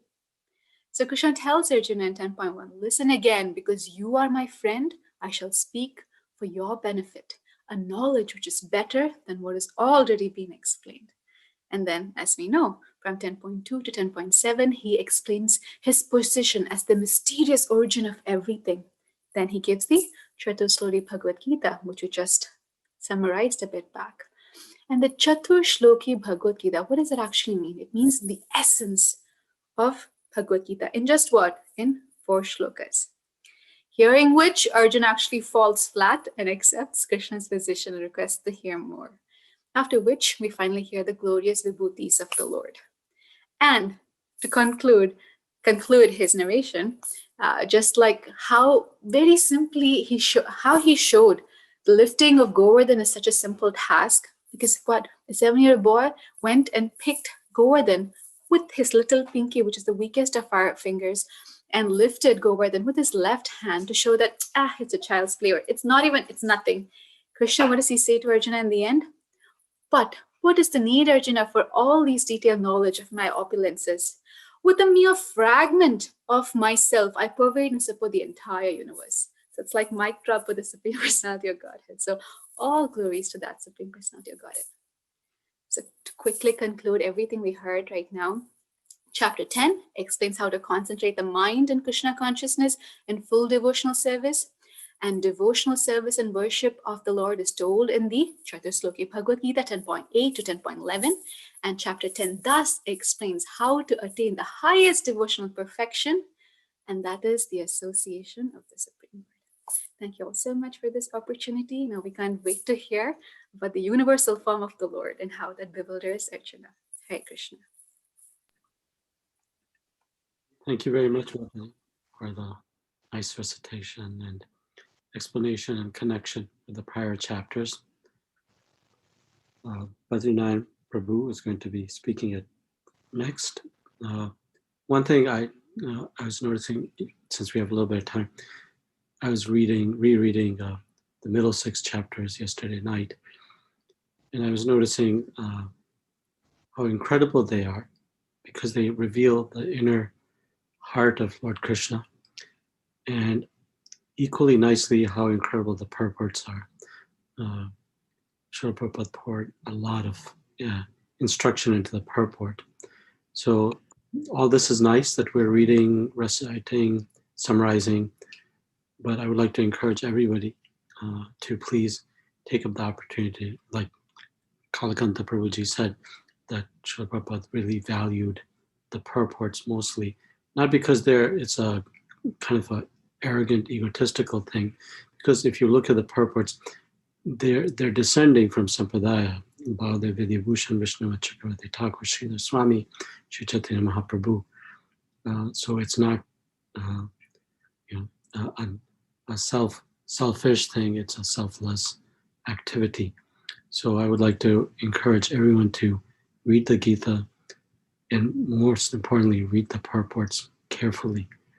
They're very wonderful, especially these 6 chapters. So with that in mind, I see Badrinath Prabhu sitting there. So Prabhu, are you ready to, we're a little bit early, which is nice. Are you ready to go ahead and start? Sure, Prabhuji, sure. Thank you. Do you want Narottam Vilas Prabhu to share screen of the verses, or you Sure. want? Okay. Narottam Vilas Prabhu, thank you. Srimate Ramanujaya Namaha, Sri Ranganarayana Jiya Swami Saranam. Please pardon me, I may not be able to recite all the verses properly because I'm not fluent in Sanskrit, and so I might miss some pronunciation, so please pardon me for that. Arjuna uvacha matanugrahya paramam guhyam adhyatma sangitam yat tvaktokyam vachastena mahoyam vigato mama bhavya yayu bhutanam shrutau vistarso maya tatva kamala patraksha mahatmanam api chavyayam. Are you scrolling? Thank you. Evam etedyatattvam atmanam parameshvara drashtum ichchami te rupam aishvaram purushottama. मन्यसे यदि तच्चक्यं मया द्रष्टुम् इति प्रभो योगेश्वर ततो मे त्वं दर्शयात्मनाम् अव्ययम्। श्रीभगवानुवाच पश्य मे पार्थरूपाणि शतशोत सहस्रशः नानाविधानि दिव्यानि नानावक्राणि वर्णाकृतानि च पश्यादित्यन् वसुन् रुद्रान् अश्विनौ मरुतस्तथा बहूनि अदृष्टपूर्वाणि पश्याचार्याणि भारत। इहैकतं स्तं जगत्कृष्णं पश्याद्यचाचराचरं मम देहे गुडाकेश यच्चान्या द्रष्टुमिच्छसि नाथु मां शक्यसे द्रष्टुम् नैव स चक्षुषां दिव्यां ददामि ते चक्षुष पश्य मे योगमैश्वरम्।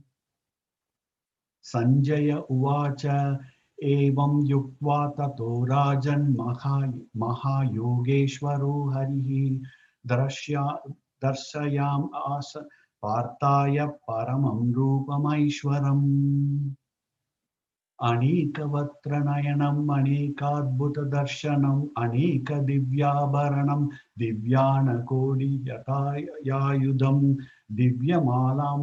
माल्याम्बराधारं दिव्यगन्धानुलेपनं सर्वैश्चर्यमयं देवम् अनन्तं विश्वतोमुखम्। दिवि सूर्यसहस्रस्य भवेद् युगापद् उत्थिता यति भासदृशी स्यायद् भाष्यस्तस्य महात्मनः। तत्रैकस्तं जगत्कृष्णं प्रविभक्तम् अनेकदा अपास्याद्देवदेवस्य शरीरे पाण्डवस्तदा। ततः से विस्मायाविष्टो हृष्टरोमा धनञ्जयः प्रणम्य शिरसा देवं कृताञ्जलिरभाषत। अर्जुन उवाच पश्यामि देवांस्तव देवदेहे सर्वांस्तथा भूतविशेषसङ्गान् ब्रह्माणां ईशं कमलासनस्थं ऋषींश्च सर्वान् उरगांश्च दिव्यान्। अनेकबाहूदरवक्त्रनेत्रं पश्यामि त्वां सर्वतोऽनन्तरूपं नान्तं न मध्यं न पुनस्तत्तवादिं पश्यामि विश्वेश्वर विश्वरूप। किरीटनं गदिनं चक्रिणं च तेजोरसिं सर्वतो दीप्तिमन्तं पश्यामि त्वां क्षं समन्ताद् दीपालङ्कारद्यूतम् अप्रमेयम्। त्वम् अक्षरं परं वेदितव्यं त्वम् अस्य विश्वस्य परं निदानं तं त्वम् अव्यय शाश्वत धर्मगोप्ता सनातनस्त्वं पुरुषो मतो मे। अनादिमध्यान्तम् अनन्तवीर्यम् अनन्तबाहुं शशिसूर्यनेत्रं पश्यामि त्वां दीप्तहुताशु वक्त्रं त्वत्तजेस विश्वम् इदं तपन्तम्।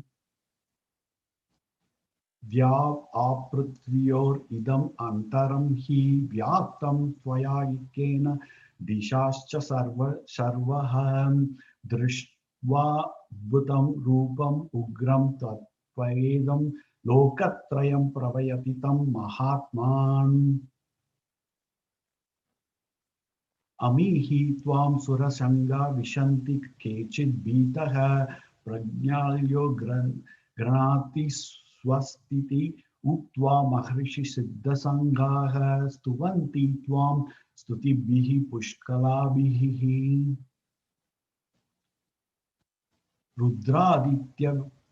रुद्रादित्या वसवो हि च साध्या विश्वाश्विनौ मरुतश्चोष्मापश्च गन्धर्वयक्षासुरसिद्धसङ्गा वीक्षान्ते त्वां विश्वमितश्चैव सर्वम्। रूपं महत्ते बहुवक्त्र नेत्रं महाबाहो बहुबाहुरुपादं बहुधरं बहुदंष्ट्रा करालं दृष्ट्वा लोकप्रव्यथितस्तथाहम् नवस्पृश्यं दीपम् अनेकवर्णं व्यातात्तानं दीप्तविशलनेत्रं दृष्ट्वा हि त्वां प्रव्यातितानर आत्मा धृतिं न विन्दामि सममं च विष्णो दंष्ट्राकारलानि चेतमुक्तमुखानि दृष्ट्वैव कालनल शन्निभानि दिशो न जाने न लाभ च शर्म लभे शर्म प्रसीद देवेश जगन्निवास अमी च त्वां धृतराष्ट्रास्य पुत्राः सर्वसहभावानि फलासङ्गः भीष्मो द्रोणसूतपुत्रास्तथासौ सहास्मदीयै अपि युद्धो मुख्यैः वक्त्राणि ते त्वरामान विशन्ति दंष्ट्रा करालानि भयानकानि केचिद् विलग्ना दशनान्तरेषु सन्द्रश्यन्ते चूर्णतैरुत्तमाङ्गैः यथा नदीनां बहवो विभुवेगः समुद्रम् एवा अभिमुखा द्रवन्ति तथा तवामि नरालोकवीरा विशन्ति वक्त्राणि अभिविज्वलन्ति यथा प्राप्तं ज्वालनां पथाङ्गा विशन्ति नाशाय संश्रितवेगः तथैव नाशाय विशन्ति लोकास्तवापि वक्त्राणि समदद्वेगः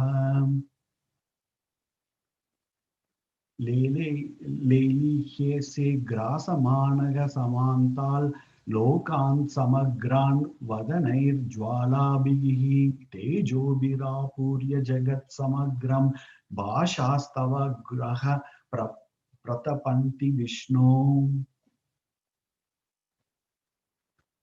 आख्याहि मे को भगवान् उग्ररूप नमोऽस्तु देव वर प्रसीद विज्ञातुम् इच्छामि भवन्तम् आद्यं न हि प्रजानामि तव प्रवृत्तम्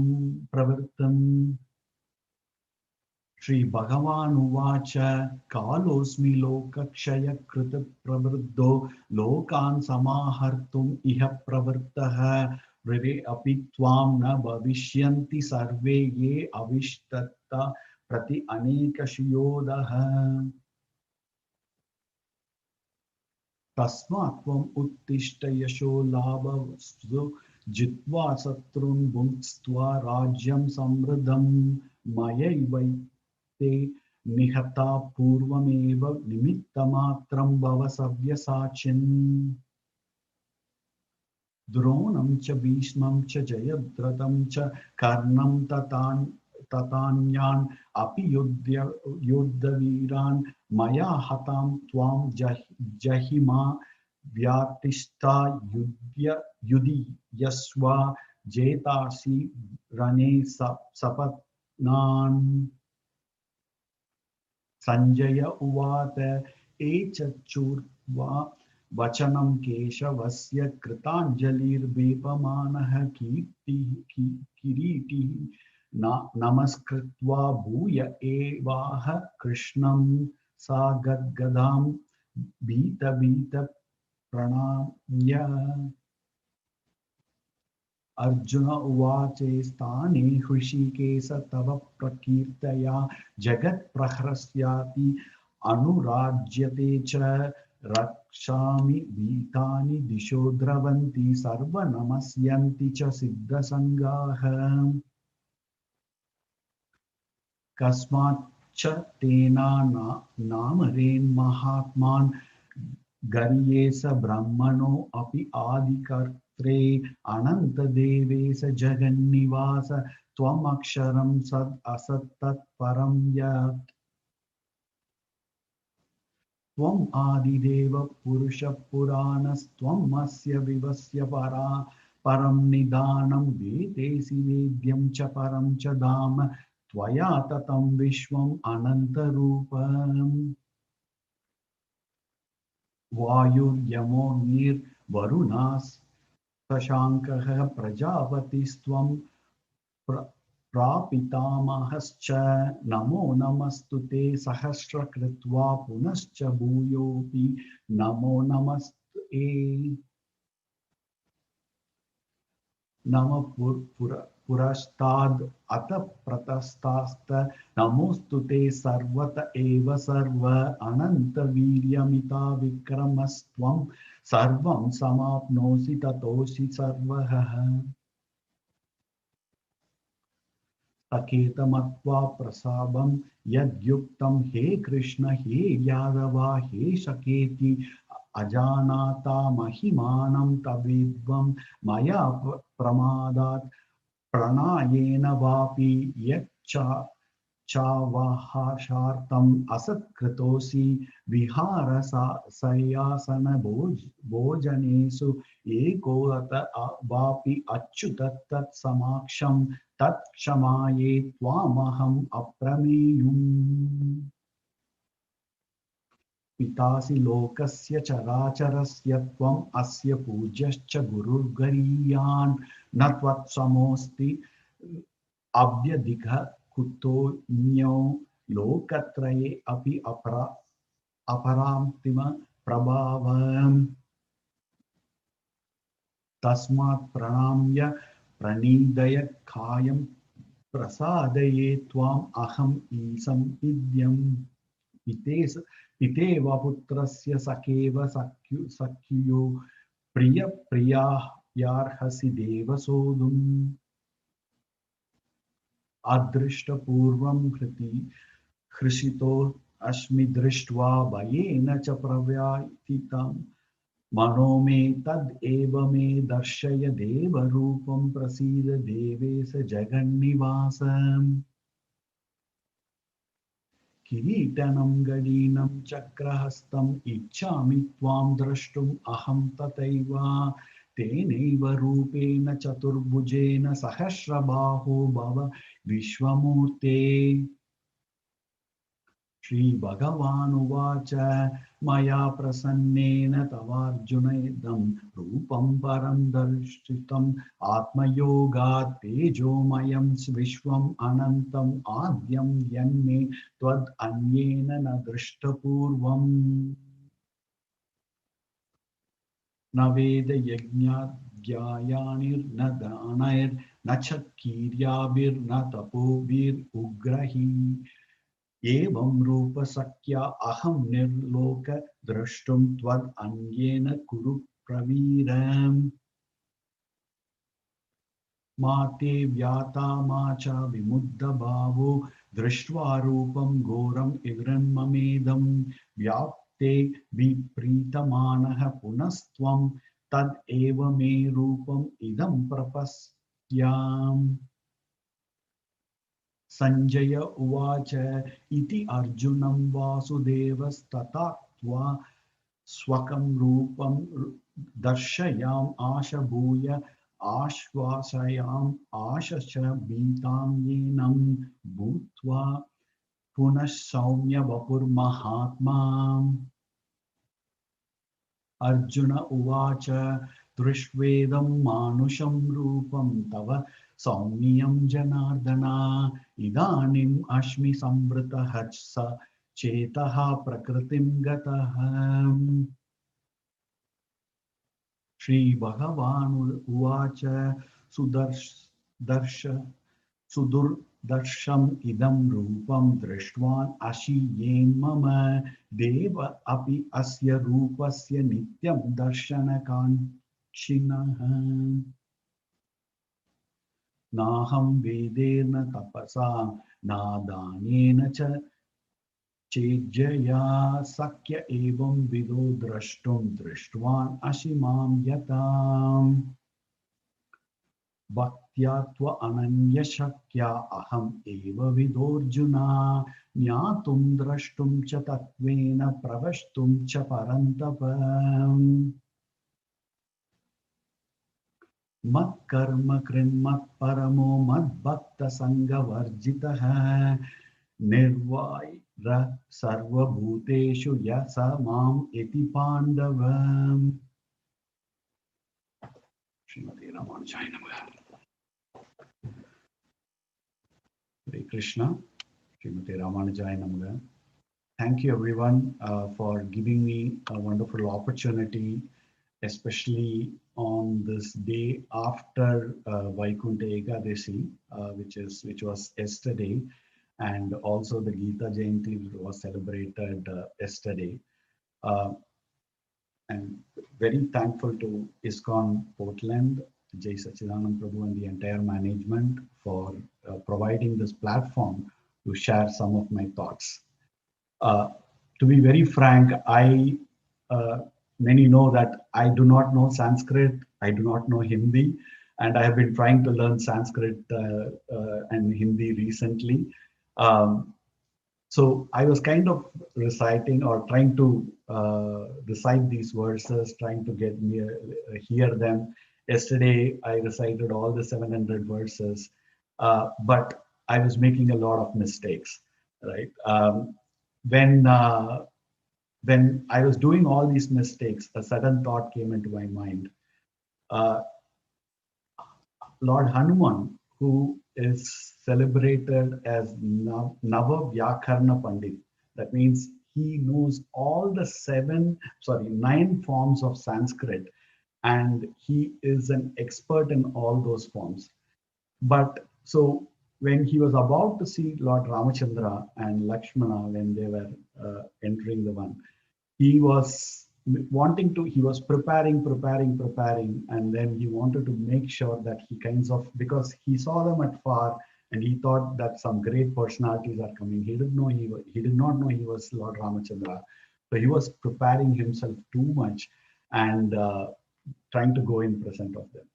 And when he went in front of Lord Ramachandra, he forgot all his knowledge, he forgot everything that he knew, and he was actually blabbering. Somebody who knows Nava Vyakarna Pandit, who's an expert in Sanskrit, was actually blabbering in front of Lord Ramachandra. I personally right now feel that I'm also doing the same, so please pardon me for that. Prem Rupa Mataji very beautifully, with all her knowledge that she has on Sanskrit and also music, she was able to do a wonderful job on reciting the 10th chapter very beautifully. And we all heard about all the Kalyana Gunas of Sriman Narayana or Sri Krishna. So the entire Kalyana Gunas was actually presented in the 10th chapter. And Arjuna, who heard all those Kalyana Gunas, want to actually see them physically. Now, there is a general understanding that the Lord showed him his Vishwarupa or his form. But Yamunacharya, who is the Acharya of Ramanujacharya, in his Gita Sangraham says that it was not, Lord actually did not show his form, but he gave the eyes to Arjuna to actually see what was already there. That was the most important part. So Lord's universal form is always is present in front of us. It is only that we have to get that eyes to see and enjoy the Lord in his universal form. So that is what primarily the essence of 11th chapter. Now, how do we get that eyesight? Arjuna got it because he was such a close friend and a devotee of Lord Shri Krishna. And Arjuna was blessed with that divine vision. So the Lord says that I give you the vision so that you can see my original form. And now how did Arjuna get it? Now we are all celebrating the month of Margali, which we call in Tamil. And in 10th chapter, Lord himself says that out of all the months, I am Margali. I am the Margali month. So it is so close to him. He loves that month so much. So that is why. And also, Premrupa Mataji also said that, as Lord Sankaracharya said, Gita Upanishad or Gita, what Krishna did, he took all the entire Upanishads, Vedas, everything, and then he started milking it for Arjuna, and of course for all of us. So he actually became a cowherd, which he was because he was born in the Yadava Kula. He was a cowherd, and he actually extracted all that milk and gave to Arjuna and all of us. And now, do we need to go and ask him for milk? I mean, yes, we definitely need to have the desire, but if you look at whether our desire is bigger or his mercy is bigger, it's actually his mercy is bigger. Because during the annihilation or the delusion period, when everything, right, the Sat, Achit, everything is actually kind of goes, and then it goes and sits into a form where we cannot do anything. We cannot think of Krishna, we cannot desire to Krishna, we cannot do bhakti to Krishna, nothing can be done.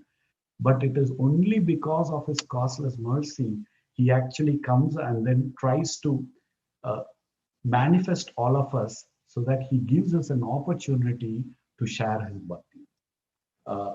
We all know today, I mean, this is the month of Margali, and Andal or Goda Devi, who is the daughter of Periyalvar, she did not live in the time when Krishna was there, or she did not actually have the opportunity to go visit the places where Krishna was there.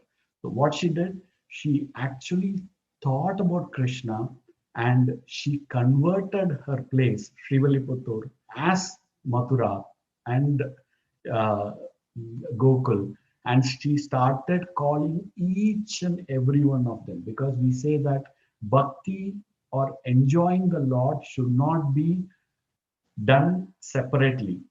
It has to be done together. That's when the Lord loves it. Kudirundu kudirndelor yembavai. That means you have to get united and then show your bhakti to the Lord.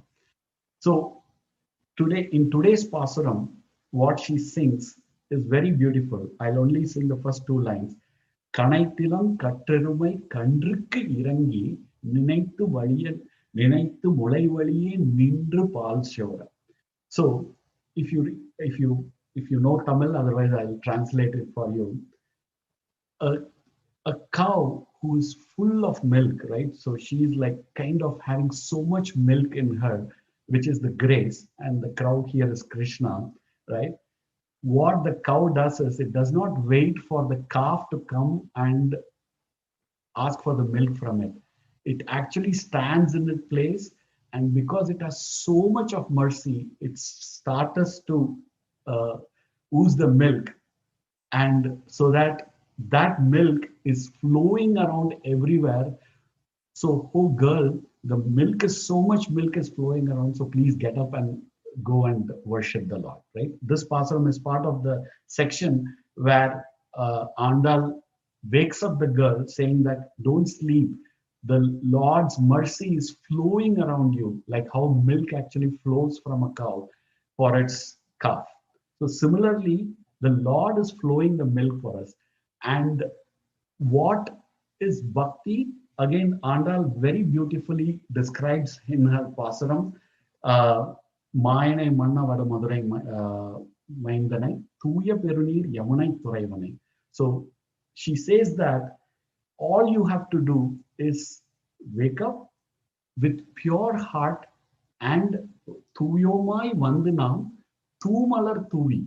So using your hands or your senses, put some flower, offer some flowers to the Lord, right?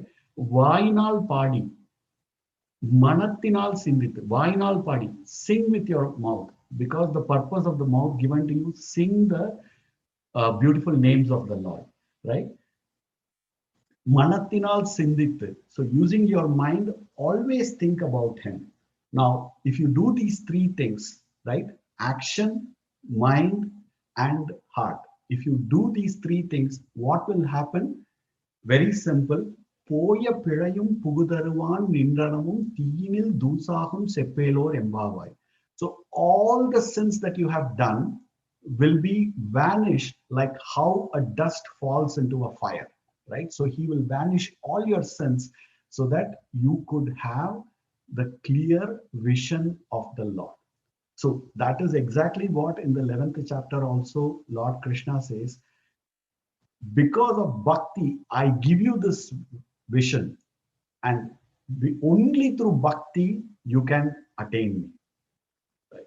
So that is the crux of the 11th chapter.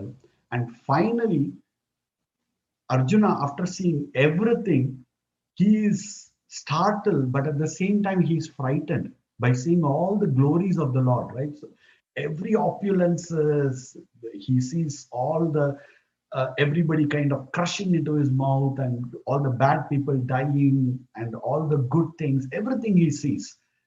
Now he's frightened, and what he asks for, he does not ask for more. He says, "That's enough, enough, enough.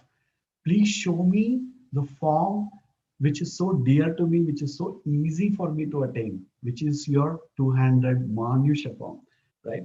And then the Lord says that this is the most difficult form that even the most exalted rishis and munis are trying to get. And this is that form which is the most simple, like a cowherd boy, like one of us. And that's why I would like to conclude this with again Andal's the Pashram. Karavaigal பின்சென்று காணும் சேர்ந்துண்போம் அறிவொன்றும் இல்லாத வாய்க்குளத்து உந்தன்னை பிறவி பெருந்தனை புண்ணியம் யாமுடைவோம் குறைவொன்றுமில்லாத கோவிந்தா உந்தன்னோடு உறவேல் நமக்கிங்கு ஒழிக்க ஒழியாது அறியாத பிள்ளைகளோம் அன்பினால் உந்தன்னை சிறுவேர் அழைத்தனவும் சீரி அருளாவே இறைவா நீ தாராய் பறையேலோர் எம்பாவாய். And the crux of this pasaram is that we are without any brain, any senses. We do not have any capability. We have nothing left in us. And what we are doing it is, we are that dumb cowherd people that will follow you. All you have to do is lead us, and then finally what you have to do to us is that you have to give that opportunity to serve you. We don't want anything else from you. We would have blasphemed you. That's what Arjuna says, right? Without knowing that you are such a great Lord, I have slept near you, I have eaten in the same plate, I have called you by names, all I have done. But at the end, we are your devotees. We have no other go, and we only surrender to you. So please lead us and give us the opportunity to serve you. That is the essence of this chapter. So with that, I would like to end my speech. Thank you so much for the opportunity given to me, and please forgive me for any offenses that I would have made in this presentation. Srimati Ramanujaya Namaha. Hare Krishna. Hare Krishna Prabhu, thank you very much for taking time and exploring the chapter and going through the challenge of reciting something that's not necessarily your first native tongue. Purification comes from reciting the Lord's words, and the ability is, Krishna says, I am the ability in man. So thank you very much. Looks like Ram Prasad Prabhu is ready. Hare Krishna Prabhu. Are you in Sri Mayapur Dham? Virtually. Okay, so it's a little bit earlier for your presentation. Are you okay with proceeding now? Yeah, I can proceed. I was hoping I could share my slides, or I have the slides, sent to. Okay, so do you want to do? Let bring it up. Yeah. So now that Vilas Prabhu, it sounds like Prabhu, Ram Prasad Prabhu will share his own screen.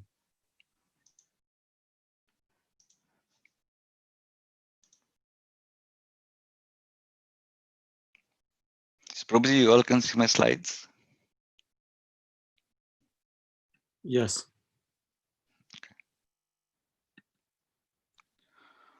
ॐ अज्ञानतिमिरान्धस्य ज्ञानाञ्जनशलाकया चक्षुरुन्मीलितं येन तस्मै श्रीगुरवे नमः। अथ श्रीमद्भगवद्गीता द्वादशोऽध्यायः भक्तियोगः। अर्जुन उवाच एवं सततयुक्ताये भक्तास्त्वां पर्युपासते ये चाप्यक्षरमव्यक्तं तेषां के योगवित्तमाः। श्रीभगवानुवाच मय्यावेश्य मनो ये मां नित्ययुक्ता उपासते श्रद्धया परयोपेताः ते मे युक्ततमा मताः।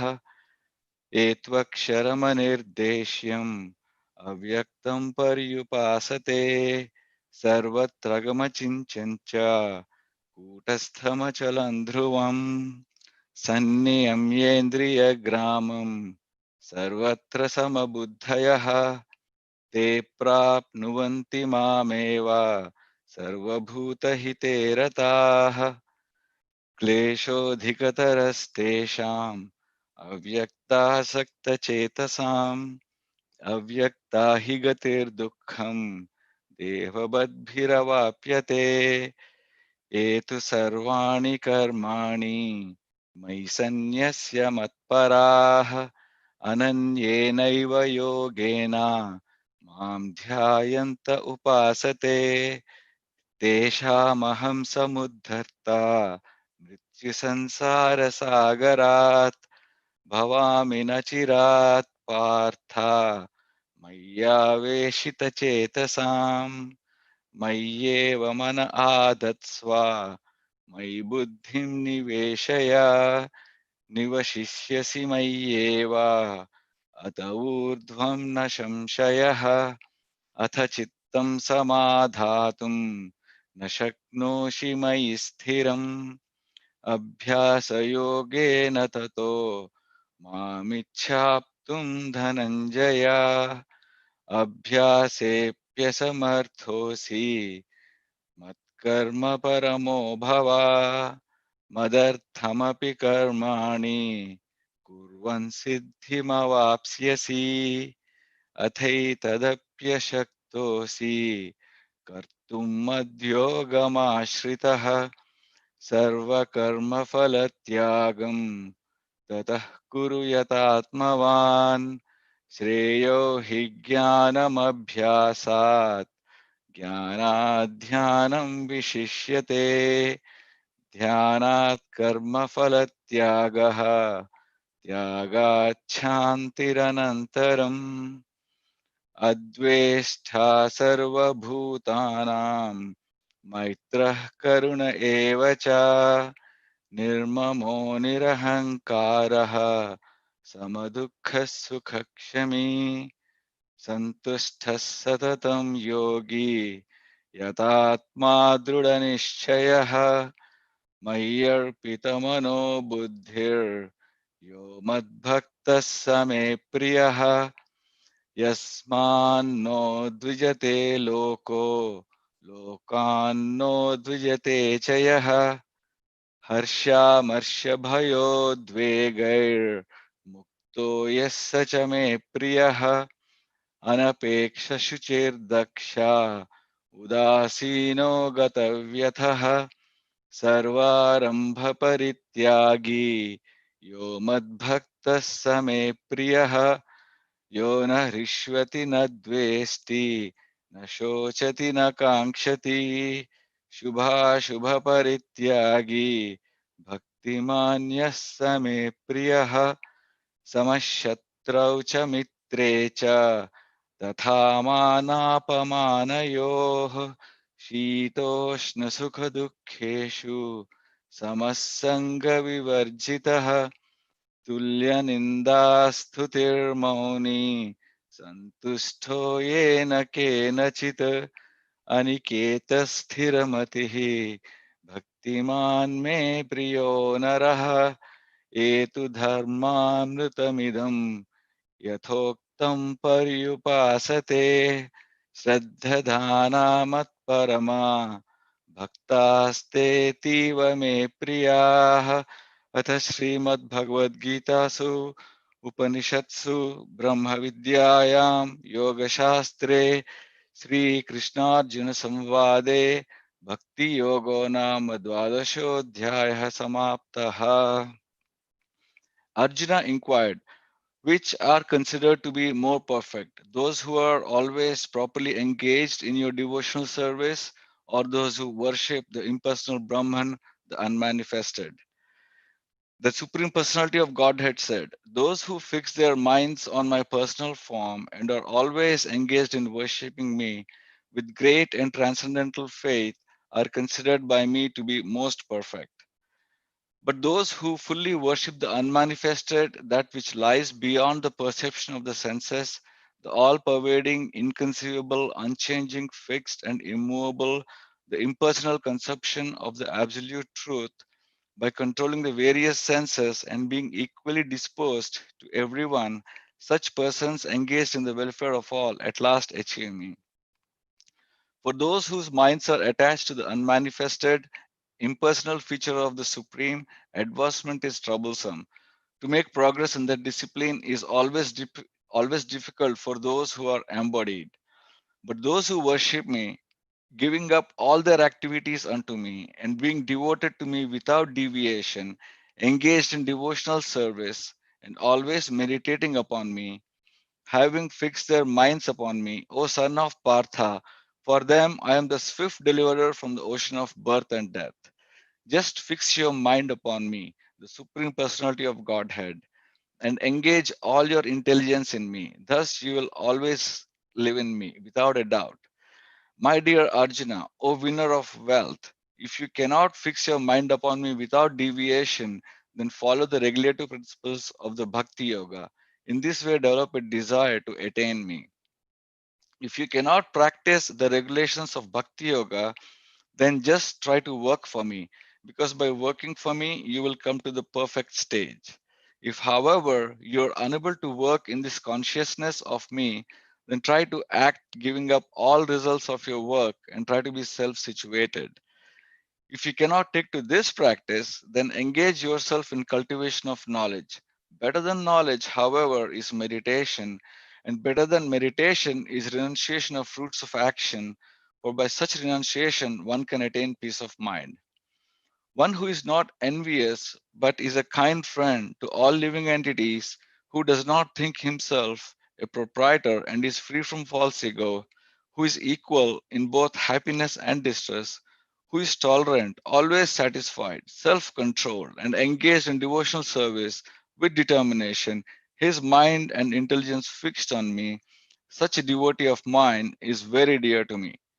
He by whom no one is put into difficulty and who is not disturbed by anyone, who is equipoised in happiness and distress, fear and anxiety, is very dear to me.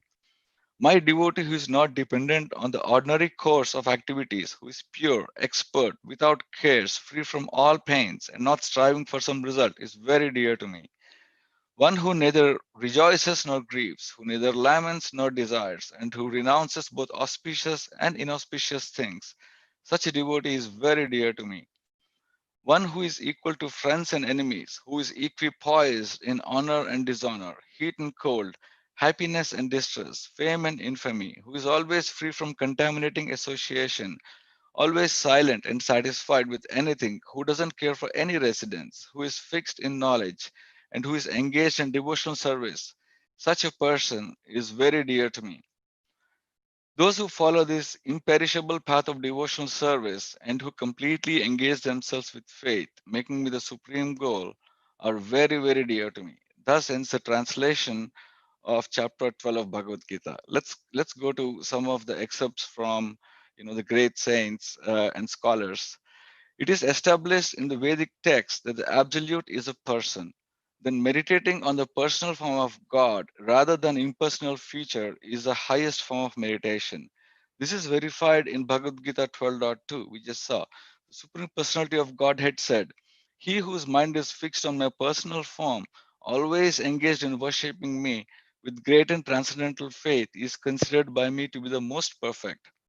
Herein, we can understand that realizing the absolute truth in the form of Supreme Person is much easier and much more attractive than struggling to merge into the great white light of the Brahma Jyotir. By understanding the Supreme Personality, all other aspects of the Absolute, such as the Brahman effulgence and Paramatma or Super Soul, are also understood.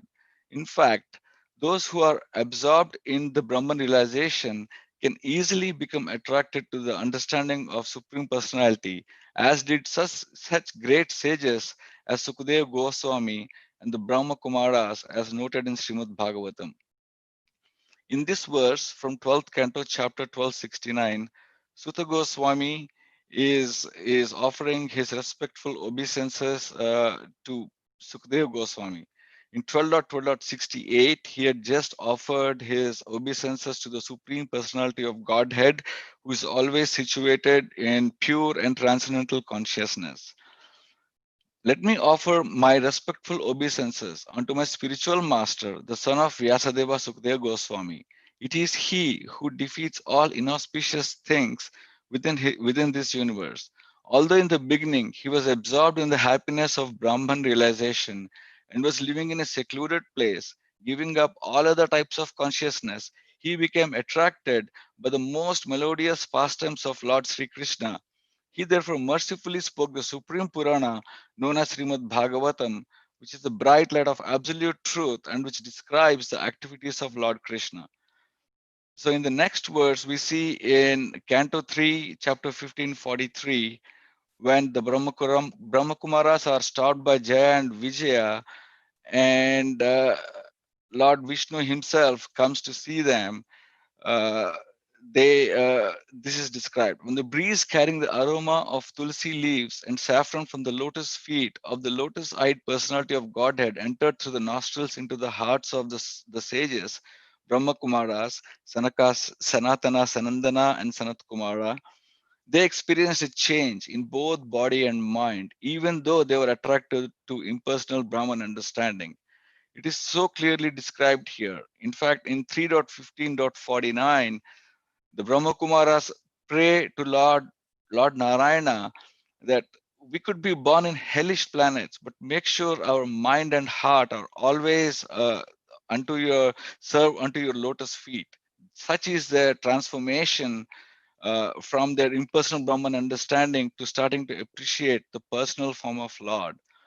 Two other great personalities we see, there are many more, that are epitome of devotion, exemplifying that meditation on personal form of Supreme Personality of Godhead rather than the impersonal feature is the highest form of meditation, are Uddhava and Sarvabhauma Bhattacharya.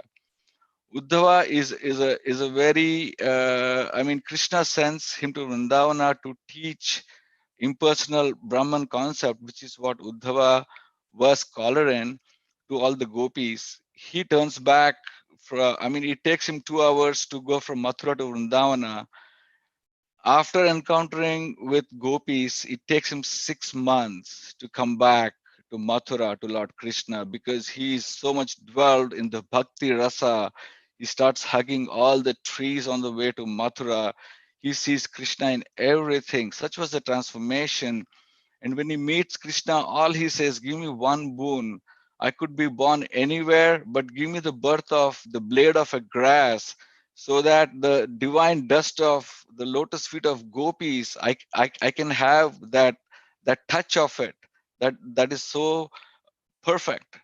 So perfect. So let's move forward. How the Jnani and other yogis absorbed in the impersonal realization of the absolute become attracted to the personal form of God is further described in Chaitanya Charitamrita, Madhya Leela 17.137 and 139 to 140.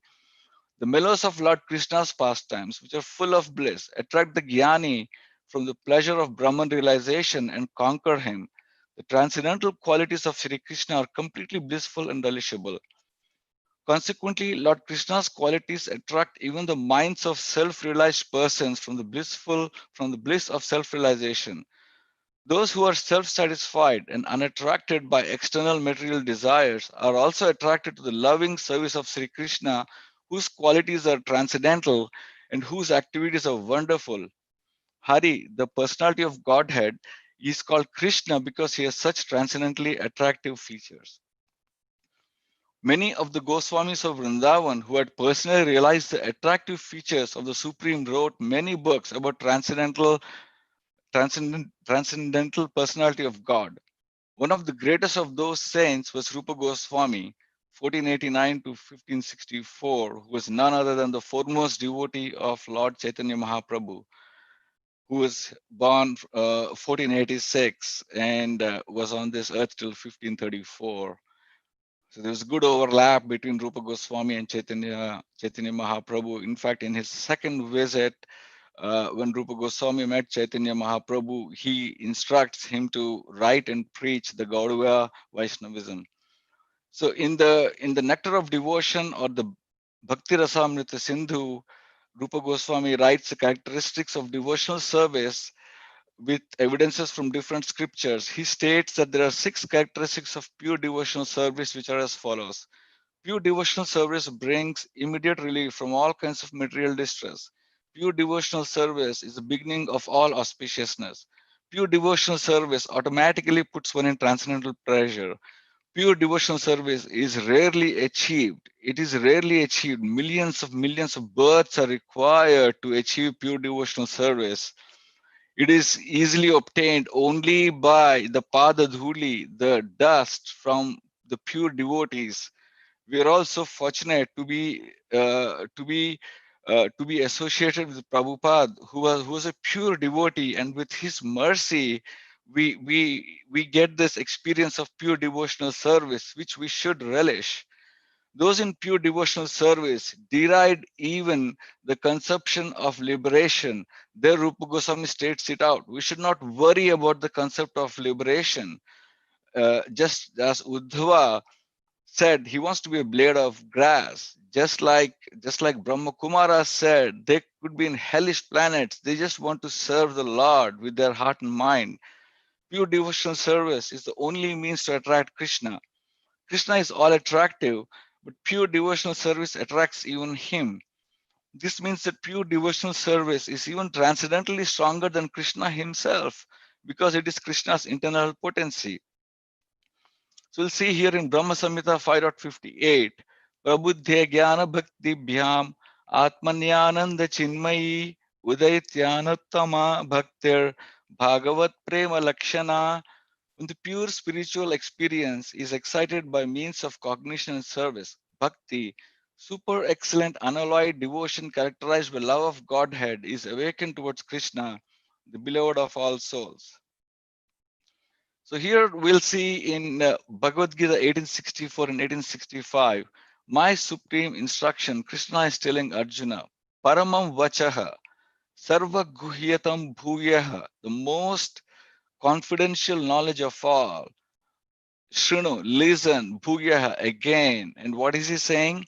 Manmana bhav madbhakto madhyaji mam namaskuru. Always think of me, become my devotee, worship me, and offer your homage unto me. This is so significant. Krishna says this twice in Bhagavad Gita 9.34 and 18.65. Manmana bhav madbhakto madhyaji mam namaskuru. And in 1866, Krishna says, Mam ekam sharanam vraja. It is very important to surrender unto the lotus feet of Krishna. Take refuge. We see, I mean, refugee is the fastest way to enter even US. I mean, what to say about taking refuge at the lotus feet of Lord Krishna and not expecting entry into the Goloka Vrindavana? There ends my summary. Thank you for the opportunity. Hari Bol.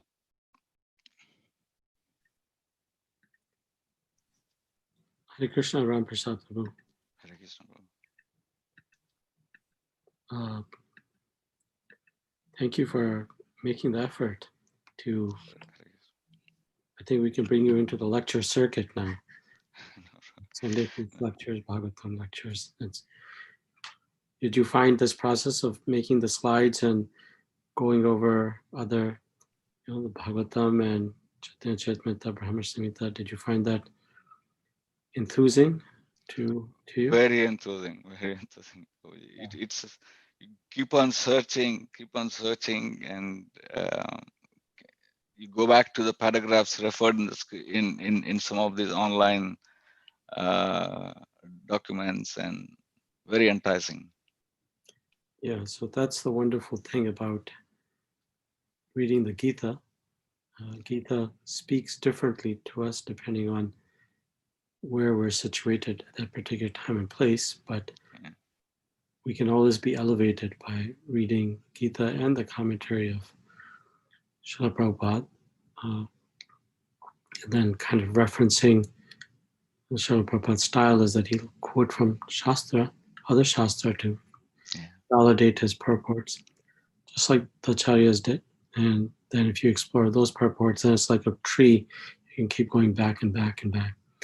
Anandam Bhudi Vardhanam, meaning never-ending bliss. There's no limit to the bottom of the ocean of the scriptures and the realizations of pure devotees. So thank you for elaborating on pure devotee service, as is the essence of chapter 12. So I think we're ahead of schedule. It's 11:16, and Prabhuji's supposed to join us at 11:30. So is there somebody online who would like to chant the Mahamantra? I see that there's, who would like to chant Mahamantra? Anyone?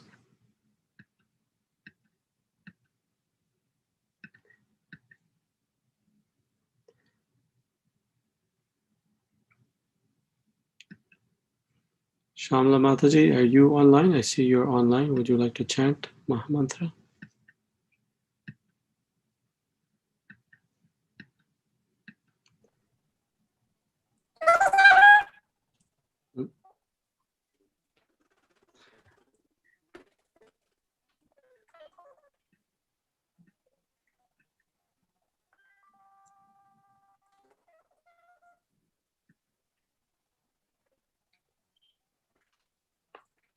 Shamla Mataji, we can see a little bit of a video picture, but not much.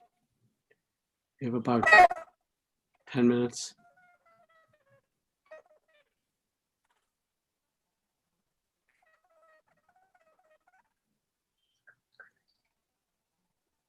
Okay.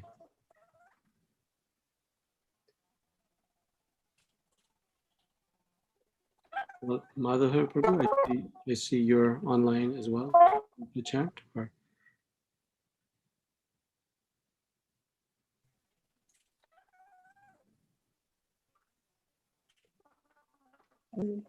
Hare Krishna, Prabhuji. Hare Krishna. Would you like to chant Madhava Prabhu? Tulsi is here. Tulsi. She has the other copy. She has what? Hare Krishna, Prabhu. Krishna, would you like to chant for like say 10 minutes or so, Tulsi, like until we see Kalakantha Prabhu arriving? Sure. I can do that. Okay. Thank you. Namo Vishnu Padaya Krishna Prastaya Bhutale Srimate Bhakti Vedanta Swami Nityanani Namo Vishnu Padaya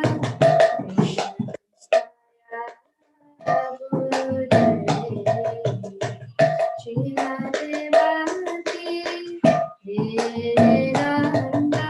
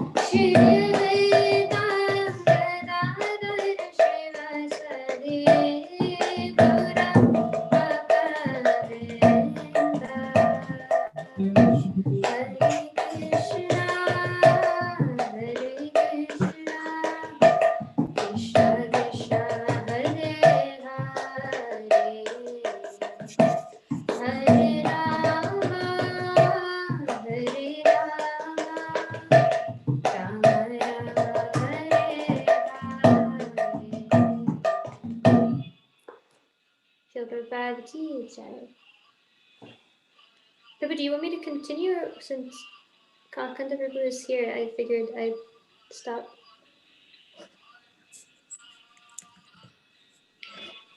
That was very thoughtful of you, Tulsi. Thank you. Kalakantha Prabhuji, should Tulsi continue Kirtan for like a couple more, like until 11:30, or would you like to go ahead and start? What's your thought? Prabhu, I'm at your service. I had an earlier class, so I couldn't join the readings this morning. But if you'd like, I can start now or wait a few minutes. It's up to you. Oh, I think if you can start now, then I think that would be appropriate. How are you? Very well. How was the reading this morning?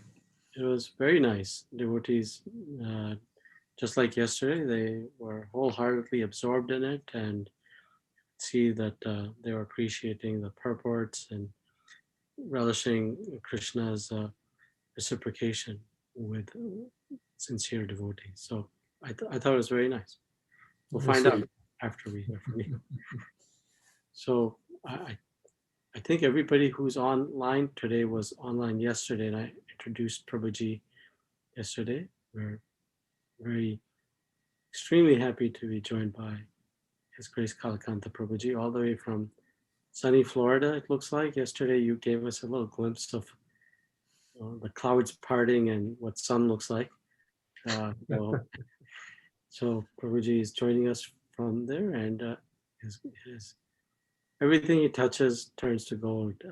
In my experience, his writings, his speech, his behavior, and his beautiful instructions to devotees and how he cares for devotees so nicely. So without further ado, so we can reserve maximum time to hear from Prabhuji. His Grace Kalakantha Prabhuji ki jai. Thank you. Nama Om Vishnu Padaya Krishna Prastaya Bhutale Srimati Bhaktivedanta Swamin Iti Namane Namaste Saraswati Deve Gauravani Pracharane Nivashesha Sunyavadi Paschatya Deshatarane Panchakalpatarubhyascha Kripa Sindhuvyeva Patitanam Pavanebhyo Vaishnavebhyo Namo Namaha. Jai Shri Krishna Chaitanya Prabhu Nityananda Shri Advaita Gadadhar Shivasadi Gaur Bhakta Vrinda Hare Krishna Krishna Krishna Hare Hare Hare Rama Rama Rama Hare Hare. So today you've read the Bhakti section of the Bhagavad Gita, chapters 7 through 12. Thank you, Jai Sachinandan Prabhu, and everyone for inviting me and for being here today. Discussing Gita is the most sublime happiness in life, bodhayantas parasparam, to discuss Krishna's instructions, his pastimes, in the association of loving devotees is the great source of satisfaction for every spiritually minded person. So today we'll start by reviewing these 6 chapters, the middle 6 chapters of the Gita. And then I'd like to discuss some life lessons from the I'd like to share with you questions that I get regularly from people and try to apply the Gita's teachings. And also ask you to think about questions you have in your life for which we might be able to find guidance from Bhagavad Gita. So first, beginning with our chapter 7 through 12. In chapter 7, Krishna makes this transition from the mystic yoga discussion, describing how the best of all yogis is the devotee. So then he goes on to say that serving him with faith is Shraddhavan Bhajate Yomam. Serving Krishna with faith enables one to avoid the self-motivated spiritual and intellectual pursuits. Very intelligent people choose to avoid Krishna. The Duskritinas, the intellectually proud, the foolish, Namam Duskritino Mudha, Prapadyante Naradamam. They never surrender to Krishna, the lowest among mankind. The Duskritina thinks, I don't need Krishna. I'm going to accumulate all these things for myself, and then I will enjoy. And he doesn't know that Krishna will not only take his life, but take all the things that he's accumulated as well. So this is the lowest type of mentality, just to enjoy this world to the maximum extent. Such people never surrender to Krishna. Maya Yaprita Jnana. And these very intelligent people with tremendous knowledge of various material subjects, they also find themselves too proud to acknowledge the existence of a supreme being in any more than at best it's kind of an intellectual way. Certainly no kind of relationship of love and service. Maya Yaprita Jnana Asuram Bhavamashrita. And then there are those who are openly atheistic.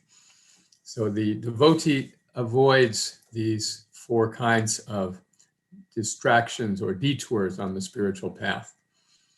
Rather, the devotee, however the devotee approaches Krishna, whether it's out of desperation or knowledge or anywhere in between, the devotee learns to see Krishna in everything.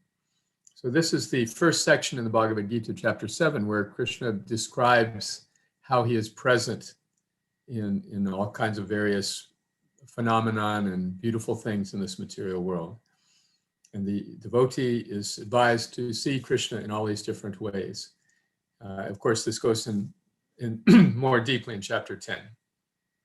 But even in the inferior material energy, the devotee is able to see Krishna. This is introduced in chapter 7. Chapter 8, Arjuna asks a number of questions about Brahman, about the soul, about this material nature. This is a kind of a departure in a way for Arjuna in their conversation thus far. He has expressed doubt in the chapter 6 about yoga, how he could do that. And Krishna has kind of gently guided him in chapter 7 towards devotional service. But now he's asking, okay, I really want to understand the whole picture. So he particularly asks, what happens to a person at death? How can one die in spiritual consciousness? So this is the source of the title of this chapter, Attaining the Supreme. And again, as he did in chapter 6, Krishna describes in detail the mystic yogi's approach to leaving this world. It needs to be in the daytime. It needs to be when the sun is in the ascendant in the north. It needs to be where there's fire and light. Otherwise, leaving at night or in the darkness or at the wrong time of year can force one to return to the material world. So after describing all of this, then he says, but a devotee knows these things, but it doesn't really matter because a devotee is getting all the benefits of whatever yoga, austerities, charity that one may perform. So in that conclusive verse from the 8th chapter, Krishna again, you see the brilliance of Krishna's presentation. He is not dogmatic. He explains, okay, here is an option, but this is a better option. So the devotee has nothing to worry about separately from pleasing Krishna. Chapter 9, Krishna begins by describing his ontological position as the source of everything, how he pervades everything, he's in everything, and yet he remains aloof as an individual. And he calls this Pashume Yogam Aishwaram, just observe my mystic skill. Although I'm everywhere and in everything, still my very self is the source of creation. So having introduced this more expanded perspective on his existence, he then takes it down to the simplest of acts where one can connect with him in spite of his majestic presence and all-pervading presence. Pachram pushpam palam toyam. Just if one offers me a fruit, flower, leaf, or water, I will accept it. There is an order to those. Leaf, patram, leaf. Those leaves come in the spring. Pushpam, flowers come in the summer. Palam, fruits come in the fall. And in the winter, when everything is dead, there's still water. So any time of year, any poor man can provide an offering. And if it's offered with love, Krishna will accept it. So there's great contrast in chapter 9 from Krishna's fantastic supremacy to the intimacy of devotion.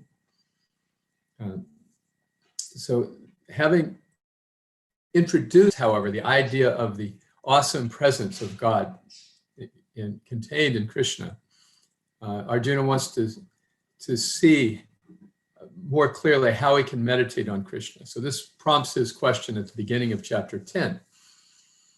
of course, there is one transition. At this point, Arjuna has now become convinced. He is convinced that Krishna is God. He says that all the great sages in the past have said this about you, and now you're saying it about yourself. So I accept. And please tell me, how can I meditate on you? So this is a real turning point in Arjuna's relationship with Krishna. He has now gone beyond the questioning stage of the overall picture and just asked Krishna, now I accept you as God, how can I meditate on you? So then, as we know in this chapter, Krishna spends 30 verses or more just describing how he's the best of everything. Among fishes, he's the shark. Among immovable things, he's the Himalayan mountains. Bodies of water, he is the ocean. Of rivers, he's the Ganga, on and on. Of demons, he is Prahlad. Best of every category of existence. That's Krishna. That's how to meditate on Krishna, he says. And that's how to meditate, rather, on me, he says. So then, having explained all that, he says, but all of this you see in the material world is just ekam shena stito jagat. It's just a tiny spark of my splendor.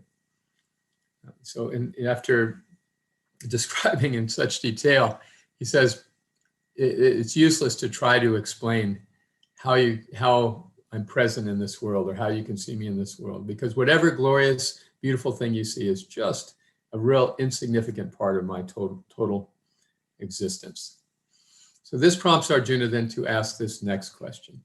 Now he's feeling this combination of friendship and awe and reverence with Krishna. So he says, could I see your universal form? Could I see this cosmic form that you're describing that pervades everything?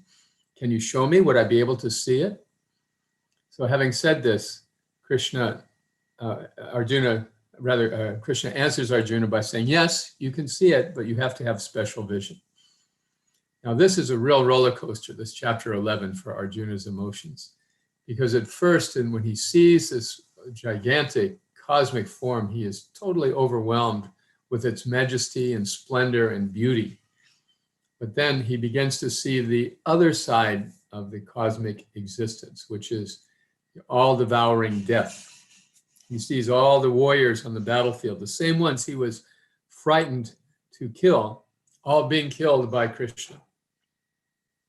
And this sight completely blows his mind. He is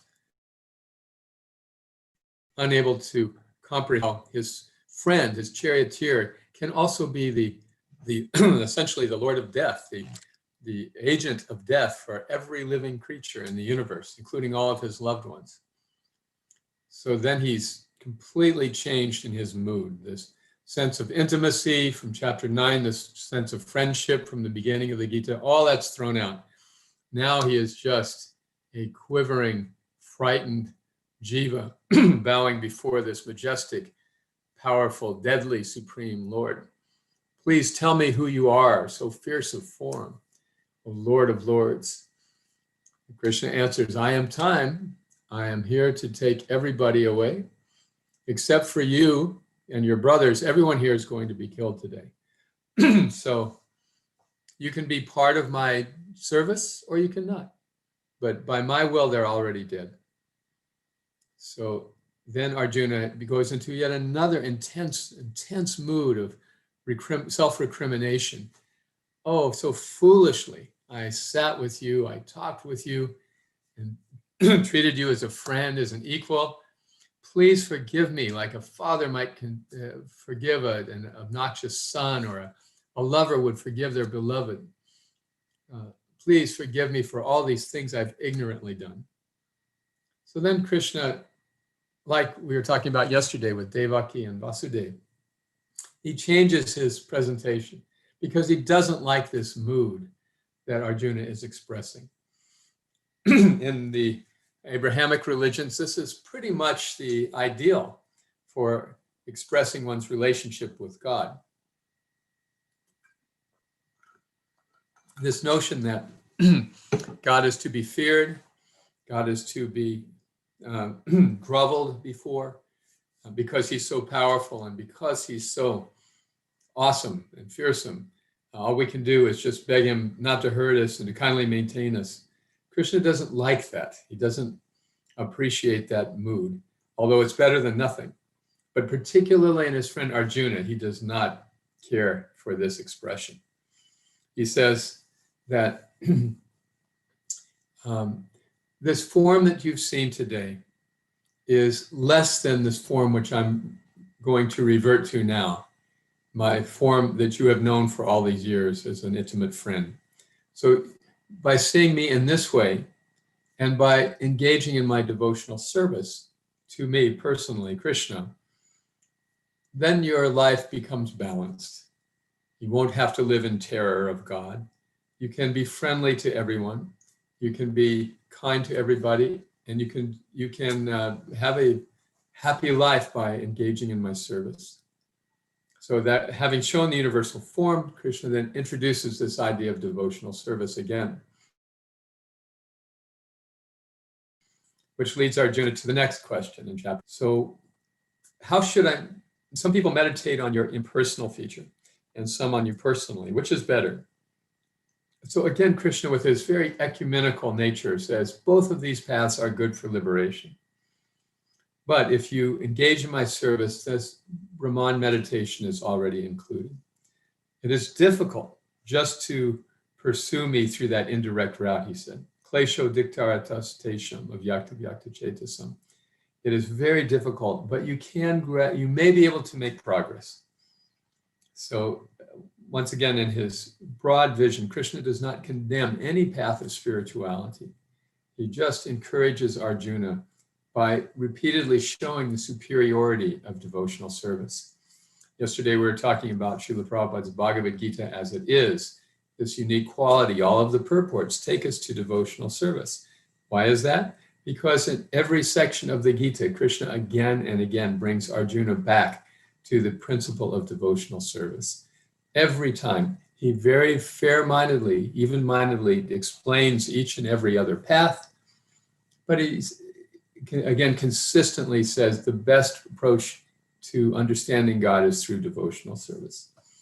So this last chapter of the middle section, the Bhakti section, is specifically about devotional service. It's the shortest one of two 20-verse chapters in the Gita, the two short ones, 12 and 15.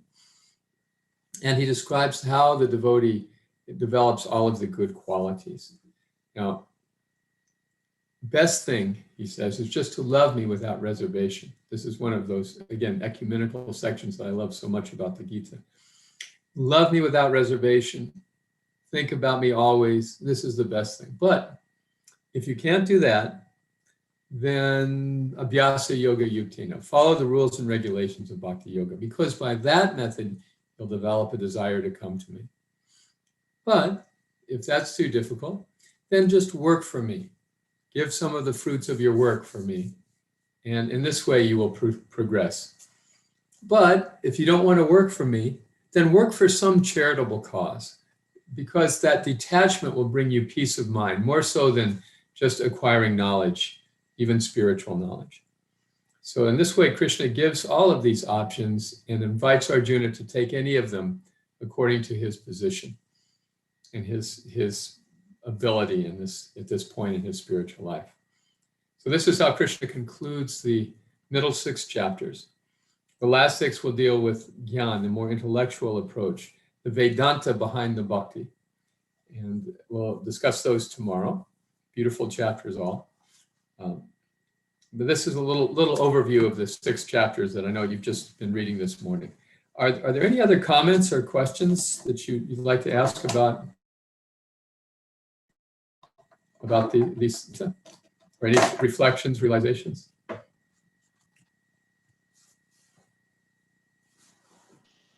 Hare Krishna, Prabhu, Jai Shri Prabhupada. Can you hear me, Prabhu? Yes. Yes, Prabhu. I have a question, Prabhu, with your permission. Please. So, Prabhu, in the universal form, when Krishna says that you need to have a special vision to see. So, can you explain why does Arjuna need a special vision? Because he's already seeing the supreme form of the Lord, his 200 form, Shamsundara form. Yes. So why would he need a special vision to see he's always the top. So what is that special vision Krishna is talking about? We explain that to the Yes, this is endowed by Krishna so that his supremacy is beyond doubt or reproach. You remember that although he says that no one has ever seen before, he has shown the universal form in a limited way before. Do you remember the occasion? I think during when he went to Shanti Doot, he showed once there too. When he went on his peace mission to yes, exactly, yes. Even Duryodhana and Dhritarashtra, who was blind, they could both see. But Duryodhana was convinced this is just some mystic trick Krishna is playing, so he did not take it seriously. Dhritarashtra was aware of Krishna's divinity, but as always said, what can I do? My son wants to fight. So this is a lesser revelation, and Krishna makes that clear. But because Arjuna asked, Krishna gave him the ability to see it. Now, what did that ability mean for Arjuna? It meant that for a time he had to set aside his friendly relationship with Krishna. For a time he had to forget his intimacy and his actual closeness with Krishna and see him from a more objective position. And Arjuna didn't like it, and Krishna didn't like it. So to adjust his vision, you could say, to take him out of the Yogamaya vision that he was seeing Krishna in, Krishna had to give him this special benediction to have an inferior form of vision for a short time. Is that all right? Yeah. Thank you, Prabhu. Thank you so much. Okay. Thank you. All right. So, Prabhuji, I had one question. Yes, Prabhu. So in 12.11, Krishna says, try to act giving up all results of your work. Mm-hmm. And in 12.12, and then he goes on saying, if you cannot do that, then engage in cultivation of knowledge, and better than knowledge is meditation. And then he says, better than meditation is renunciation of fruits of action. Mm-hmm. So my question is, what is the difference between giving up all results of your work and the renunciation of fruits of action? Yes, no, there's no difference. He's just bouncing back. Okay. He's going down the list. Because in between those two come knowledge and meditation. Yes, which are inferior. See, after renouncing fruits of work, then if you can't do that, then pursue knowledge. If you can't do that, try meditation and then pursue knowledge. But better, you'll be more actively engaged if you give up the fruits of your actions. You see, because meditation and pursuit of knowledge are both very self-centered. There is no relationship necessarily involved with either of those. Meditation is just very internal, cultivating knowledge that has no implication of a relationship whatsoever. So giving up the fruits of your activities, on the other hand, means that you are sacrificing for a higher cause. And therefore, Krishna considers this superior because it's closer to devotional service. It's not giving up the fruits of your work for Krishna, but it's at least giving up the fruits of your work. So this is why it's superior to meditation or cultivation of knowledge. So yes, I understand the way he expresses that. It seems a little confusing, but it is just a bounce back, really. Okay. Thank you. Okay. And very good question. Thank you. Any other comments or reflections on this bhakti section? Hare Krishna. All right. If not, then I'll go into this more applied section of the Bhagavad Gita, life lessons from the Gita. I wanted to just share that I began reading Bhagavad Gita when I was 18, and Bhagavad Gita as it is, I should say. I looked at others and could not really make anything of them, and could not find their relevance to my life. But when I read Srila Prabhupada's, and especially met the devotees who were following it, it was a very profound experience that has stayed with me all these years, almost 50 years now. So in the course of my own life as a devotee and a student of Bhagavad Gita, I have experienced that these teachings from the Gita, though they may seem lofty or theoretical, are very tangible and affect every aspect of our lives. My struggle, and I'm sure many struggle with this, is that just remembering Krishna as the supreme controller. The first aspect of the Gita is, who is Ishwar? And Krishna is the supreme controller. As we were discussing yesterday, Bhoktaram Yagyatapasam Sarvaloka Maheshwaram. If we know Krishna is the beneficiary of all sacrifice, all the fruits of our work, we know he's the controller of everything, and he's our friend, then we become peaceful. This is the idea about the supremacy of Krishna as a practical daily lesson. So in my service as a counselor for devotees, I'm asked a number of questions frequently. I wanted to share these with you. And then I wanted to ask if you have questions about how to apply Bhagavad Gita in any aspects of your life. So one of the most common questions I get is this: what should we do when our work does not seem like devotional service? Krishna is giving this message over and over: perform devotional service. And does that mean that just doing deity worship at home or chanting, that's our devotional service? And then when we go to work, that's our fruitive work, our ordinary career activities? Well, this is difficult for us, and it was difficult for Arjuna. When you think about it, Arjuna was really asking the very same question. Okay, I'm a warrior. What is the use of being a warrior when I want to enhance my spiritual life? And Krishna is giving him the whole Gita in answer to that question. You do what you do, but do it for me. And this way you've accomplished all of these other paths of spiritual practice. Now, we can understand this intellectually, but then we go to work and there's office politics, or there's various obstructions and various disturbances. And we just really have to think, wouldn't it be better if I could just be in Vrindavan chanting? Wouldn't that be nicer? Wouldn't that really be devotional service? And isn't devotional service the purpose of life? So this is very much like we find Arjuna in chapter 1, that each of us have our situation, both spiritually and materially. Do we think that Krishna has not put us in this situation? This has all been arranged by Krishna, whatever situation we may have. So Krishna has his reasons for us to go through the experiences that we are going through. So often when this question comes up, I remember Arjuna in chapter 1. But the work situation, the family situation, the life situation we are in has been orchestrated by Krishna for our edification. We may have a concept of how to please Krishna, but Krishna has his own plan about how he wants us to grow and evolve.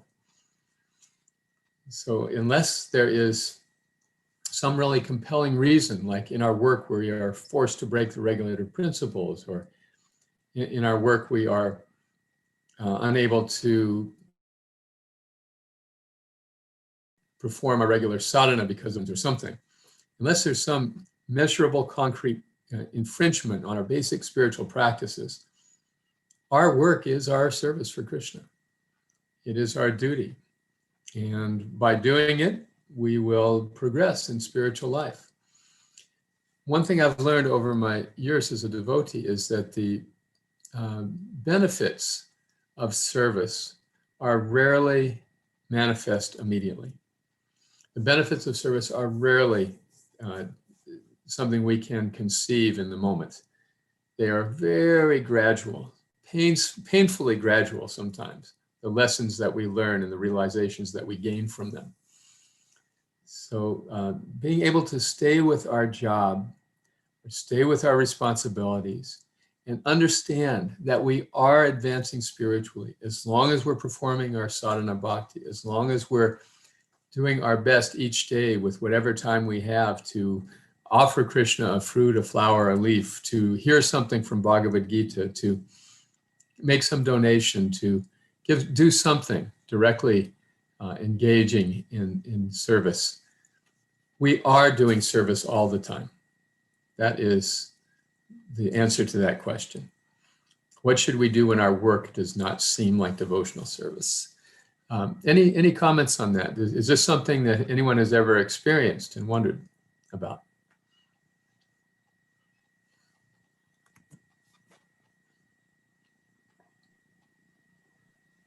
I think that's a very wise observation. Okay. To have that understanding that somehow or other Lord Krishna has put me in this position, do this activity, and the activity has a material component, but it also can be easily thought of as a service on behalf of Lord Krishna.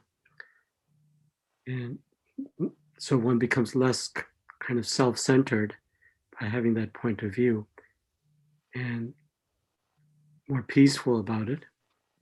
Yes. And also one Yes. creates a situation where others at work experience that peace from Lord Krishna coming through in their lives too. They recognize it. This is why our connection with the disciplic succession is so important. How we are connecting our work, our activity with Krishna.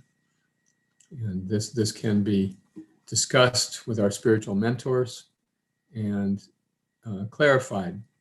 And it's very important to have a clear understanding. I get this from students at school all the time, that I'm studying and it just doesn't seem connected to Krishna consciousness.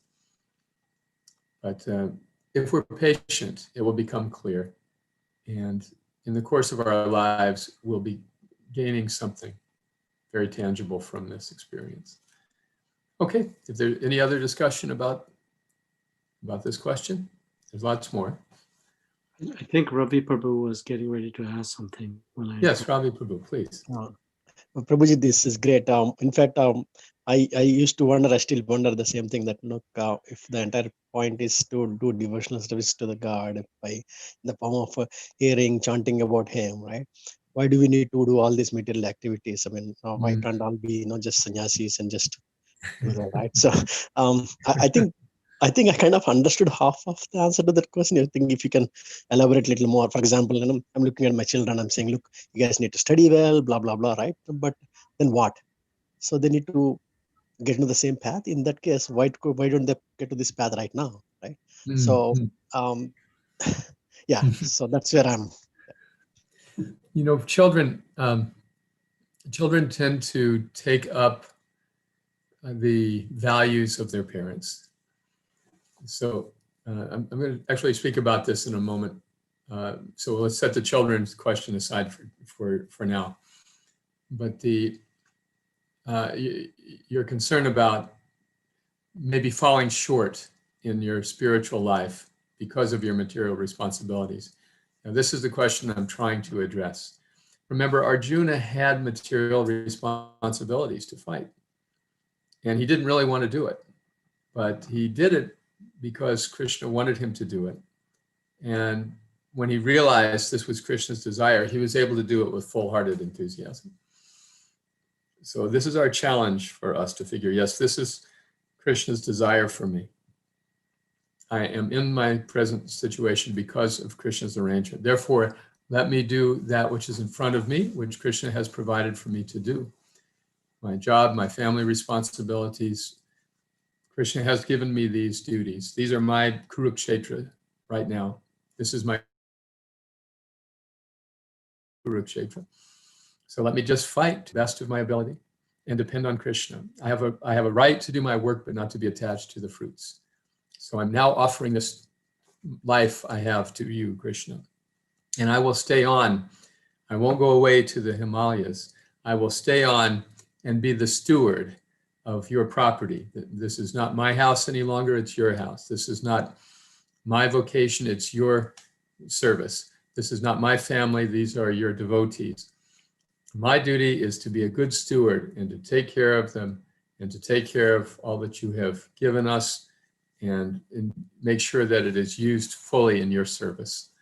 In this way, Bhaktivinoda Thakur says, Manasa Deha Geha Yokichumor, Arpilun tu Apari Nanda Kishore. One can become Krishna's devotee by just renouncing everything within, you see, not outside, but within. Now, everything is yours, Krishna, and it is in your hands, but my service is to take good care of it because it's your property and I'm your devotee. Does that help? Yes, Prabhuji. One follow-up on to that is, how do we know, at least for Arjuna, Krishna said, look, fight the war, this is what I want you to do, right? Similarly, how do we know that this is the life that he wanted us to go? For example, I mean, we are at such a stage of life right now. Should we go left or right, right? How do we know that? That's the question I'm just trying to understand. Yes, this is a good time to get mentorship.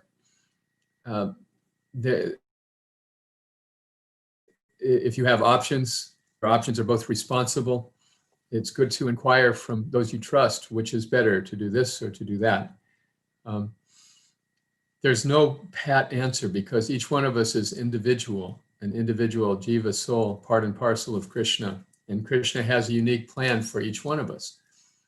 This is one of the most amazing things, the most amazing tenets of Vaishnava philosophy for me, that Krishna is so amazing that he has a unique individual personal relationship with every single jiva, countless jivas, countless trillions, limitless, and yet each and every one has a unique way to please Krishna. Isn't that a very godlike thing to do? You know, if we were the Supreme, would we perhaps want to do something like that, create limitless living beings, to each one to please us in a unique way? So this is the definition of the supreme enjoyer, Bhoktaram. So our job, our family situation, if we are devotees of Krishna, this is bringing Krishna pleasure. Doing this is bringing Krishna pleasure. And if something else will bring Krishna more pleasure, he will direct us very forcibly in that direction, taking away all other options. So if Krishna is not taking away our options and our career is in front of us, we should know this is what Krishna wants us to do. This is what it means to really depend on Krishna. Now you mentioned options. Sometimes we have maybe like a job opportunity or some sort of career change or a chance to move to another city for more opportunity. And we may ask, which is Krishna's desire? So in my experience, Prabhu, if we are sincere in serving Krishna, and there are multiple options for how we can do that, there really is no wrong answer. If our purpose is serving Krishna, whether we go left or right, take this option or that option, if our purpose is serving Krishna, there is no wrong choice. The only thing to consider is what consequences will be there from these choices, you see? So we evaluate, if I go to this option, then I'm going to have this, this situation, that situation. It will be more or less favorable for my devotional service. Let me consider those ramifications and then decide. But there's really no absolute in these many relative situations that come up in our lives. These are just choices we make. If we make them with a predilection about how Krishna will best be pleased, then we'll generally feel good with our decision. I do know devotees who think, well, it's not going to be good for my spiritual life, but I can make more money if I take 2 jobs. And after some time, they begin to really confront that I'm not able to maintain my sadhana and do all this extra work. So giving priority to spiritual life is the general answer to your question. And if they're equally advantageous, then you really can't go wrong either way.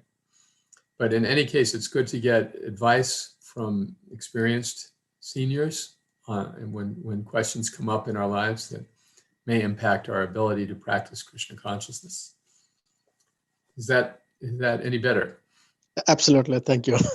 Fortunately for me, there are a lot of senior devotees around me and whom I can always count on to get my questions clarified. Really appreciate that. Thank you for the suggestion. Very good. Yes, life goes very quickly, you know.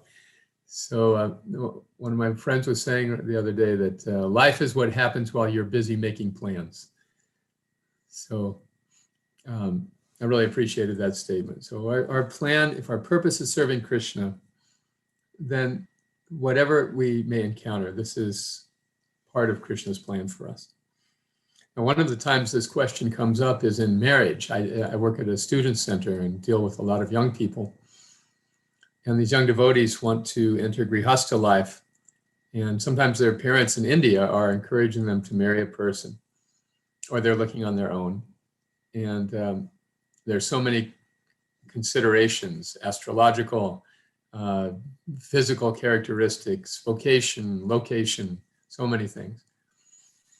I always encourage the students to put at the top of the list, how much of a devotee is this person? You know, when my wife and I were associating some years ago, we talked to an astrologer, and the astrologer looked at our charts and said, this isn't a very good match. So we were just about to call it off when some of my mentors said to me, are you crazy? This is a very good devotee.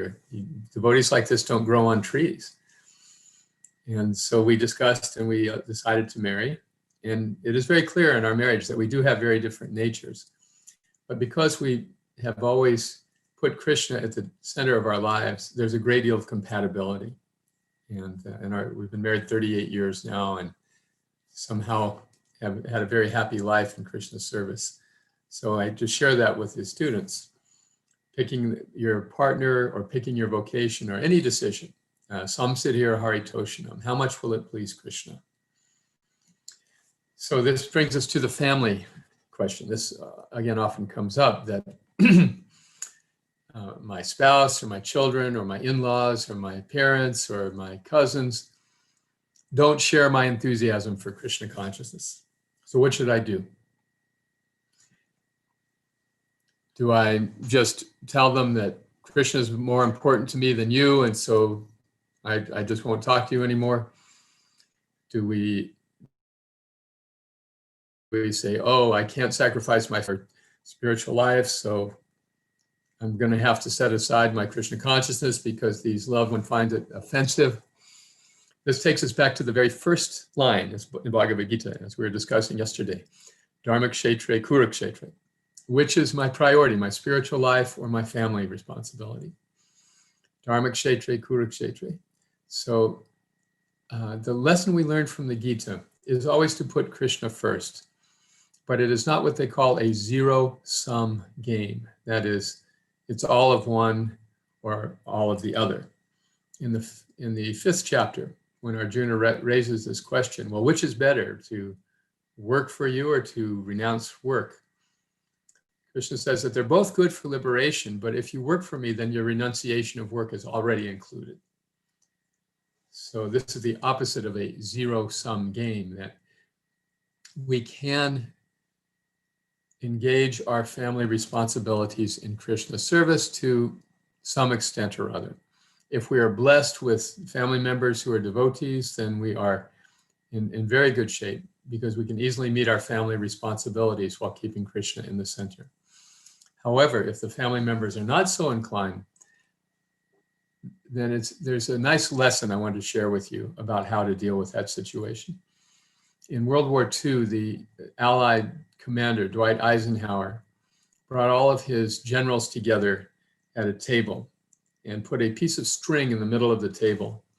And he challenged them, okay, push this string in a straight line. So everybody tried and nobody could do it. So finally, he reached over and took the end of the string and pulled it. And of course, it went in a straight line. So similarly, with our family members, even if we're in a superior position, such as a parent or a senior, pushing them to be Krishna conscious is never a good idea. But if we show them by example, how Krishna consciousness enriches our lives, they will naturally be attracted. That may take decades. It may take decades, and they may never really come to appreciate it. My mother passed away this year, and she was 100 years old, and half of her life she's had to live with her son as in this foreign religion that she didn't like or understand. But she came to at least accept, all right, this is what he's doing with his life, and stop complaining about it. And to me, that was a degree of advancement for her. So pulling by our example.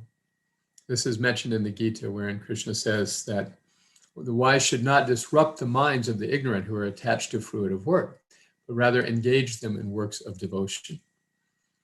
So by being devotees ourselves, those unfriendly or unfavorable family members are being engaged in Krishna, believe it or not, because the presence of one devotee in a family is compared to a sandalwood tree in a forest. There may be only one sandalwood tree, but its fragrance will make the whole forest smell beautiful. So similarly, one devotee in the family will bring great benefits on all of the generations, past, present, and future. When Prahlad Maharaj was offered a benediction by Lord Nrsingadev, he said, I don't want anything for myself, but could you please liberate my father? And Lord Nrsingadev assured him, don't worry, your family for many generations, past, present, and future, are already blessed by the power of your devotion. So if our family members are unfavorable, it may mean that we do not have the pleasure of discussing our spiritual life with them. It may mean that we have to tolerate them doing things against the regulative principles, even in our presence, that we find difficult. We can set our boundaries, but the overall thing to remember is that we can bless our family members by our own Krishna consciousness. And particularly, we talk about children because this is a challenge for so many of us. If we're devoted to Krishna, we so much want our children to follow in our footsteps, and we train them from the beginning of their lives to hear the holy name and to offer prasad and do all of these things. The children may or may not follow. Remember that Srila Prabhupada had several children, and only one of them was somewhat favorable to his father's activities. So if our service depends upon the Krishna consciousness of somebody else, then we are making ourselves vulnerable. We have our children, we give them love, we provide for them, we care for them, we protect them, but we do not become dependent on their spiritual life for our own spiritual practice. This is the proper balance. In the Gita, Krishna says that the devotee is not dependent on the ordinary course of activities. Ordinarily, our kids would be devotees, our families would be devotees. This would be something in our families for generations. We're not always so fortunate, especially in his Prabhupada Nugas, since this movement that Prabhupada founded is only 50 years old, 55 years old. So these are the Gita's lessons in terms of the family. Pull and don't push. Any comments or questions on this?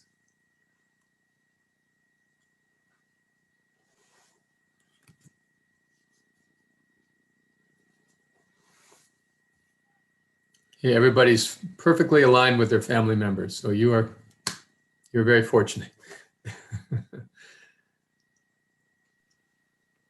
Thank you, Prabhu,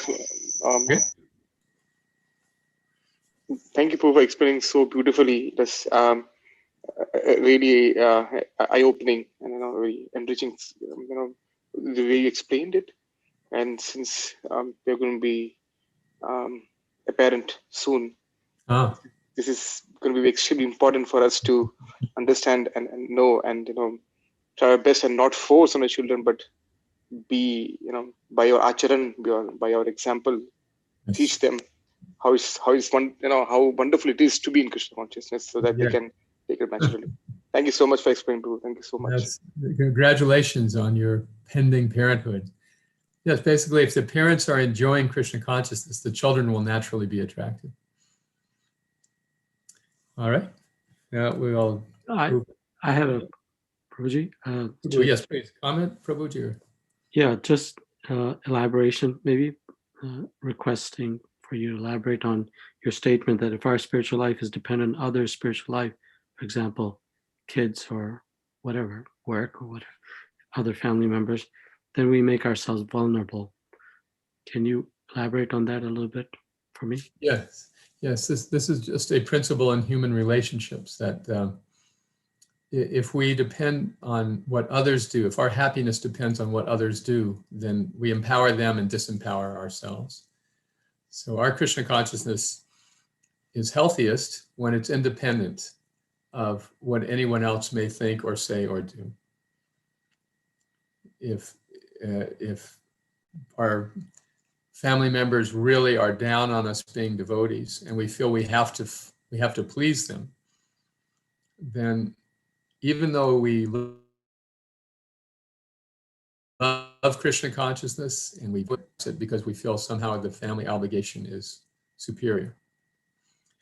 So when we become devotees, we automatically are declaring war on the material energy, the same material energy that most of the world is very wrapped up in and convinced is the source of a responsible and happy life.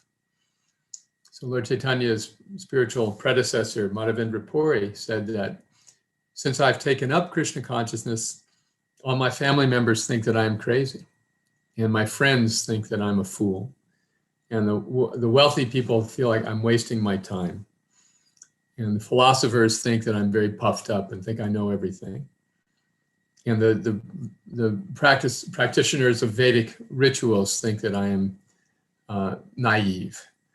So in spite of that, my mind does not budge an inch from the determination to serve the lotus feet of Govinda, although I'm unable to do it.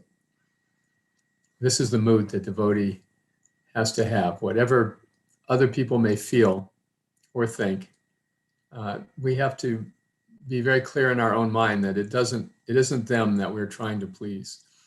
In fact, we'll please them in the best way by our own spiritual progress. Excuse me, trying to appease the family members' demands at the expense of our spiritual life will just mean that we'll be unhappy and they will also ultimately be unhappy. We may temporarily make them happy by sacrificing our spiritual practices, but in the long run, they won't feel good about that because they'll see that we don't feel good about it. So there's a line to draw. Like when I visit my family members, I always, excuse me, have this parameter of 9 to 9. Okay, from 9 a.m. to 9 p.m., I'm at your disposal. Anything that you want to do. But from 9 p.m. to 9 a.m., that's my time. And I'm going to be in my room and I'm going to be chanting and reading and doing my spiritual practices. So this is what I'm trying to get across, this idea of setting limits and boundaries and sticking to them because of our spiritual priorities that are often misunderstood. Is that all right, Prabhuji? Yes, that's more than all right. I think that looks at the situation where there may be somebody disinclined towards Krishna consciousness in one's family, but kind of extending on Ravi Prabhu's idea that he's experiencing the joy of Krishna consciousness. Sorry, Ravi Prabhu, I'm not trying to pick on you. I just see this in other families as well. But I hear a lot of this from Srila Prabhupada disciples that are Matajis, that the number of times they've cried over their children not becoming Krishna consciousness, they're getting appreciation that there is really free will. And that's a hard lesson to learn.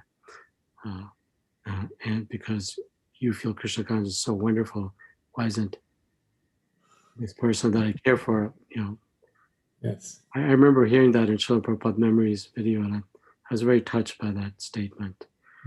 That's where I was kind of coming from, and I think that's where Ravi Prabhu was talking about. I see. being so happy with Krishna consciousness, just wanting that same happiness for their child, sort of thing. Yes, it's a very natural phenomenon. I see this often when people move into the ashram and start enjoying Krishna consciousness. The first and very strong inclination is to share it with the friends and family members. Oh, this is wonderful. I want you to enjoy it with me. So then, in most cases, the friends and family members don't find it that attractive. In fact, they're more concerned that they're losing the association of their loved one to this strange Krishna consciousness. So the hard lesson is that if you swim upstream and take up spiritual life, you may not be able to persuade your loved ones to join you for the ride. And this is, again, orchestrated by Krishna to help us become detached. And it's not an external detachment, taking sannyas, moving away. It's an internal detachment. My pleasure now comes from Krishna, not from these take pleasure in their association, but my main pleasure is coming from serving Krishna. And I don't, if they're not interested, I just don't talk to them about it. It's not an issue. And our relationship is what it is without Krishna consciousness. Because as the Bible says, I'm not going to offer valuable things before people who are not interested in them, basically. So, but yeah, the ninth offense to the holy name is trying to share Krishna consciousness with people who are not interested. So it ends up turning them away and undermining our own spiritual progress. So yeah, for all these reasons, just tolerating and understanding that we may not be able to take our family members directly back to Godhead, but if we are successful, they will also be benefit. Thank you. Haribol. All right. The next life lesson is about how to deal with setbacks and the depression that may accompany them.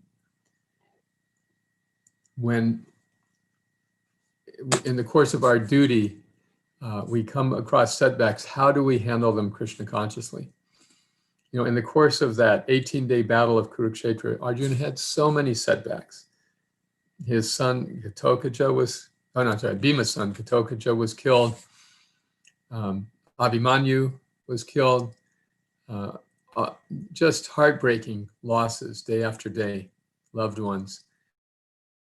And yet Arjuna was constantly encouraged by Krishna to keep going, keep going, keep going. If we read the Mahabharata, we see that it wasn't just on this day that Krishna had to encourage Arjuna to keep fighting. It was nearly every day of the battle. Remember, Arjuna he couldn't bring himself to use the full force of his arrows on Bhishma. So finally, Krishna had to jump off the chariot and attack Bhishma with the broken chariot wheel because Arjuna wouldn't do it. And then Arjuna said, all right. So when we have setbacks, it is incumbent upon us as devotees to do three things. First, to continue with our service, particularly our sadhana and particularly chanting japa.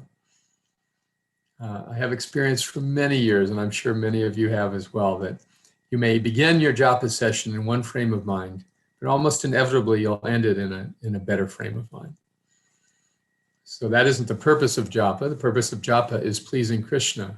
But because, however reluctantly, chanting the holy name drags our minds towards pleasing Krishna, it makes us naturally feel better. So first thing is just proceed with our service, whatever it is, our sadhana and whatever else. The second is to understand the source of these setbacks. The setback that we're experiencing, again, is not happening accidentally. It's not because of something that is within our control. It is arranged by Krishna for his own purposes.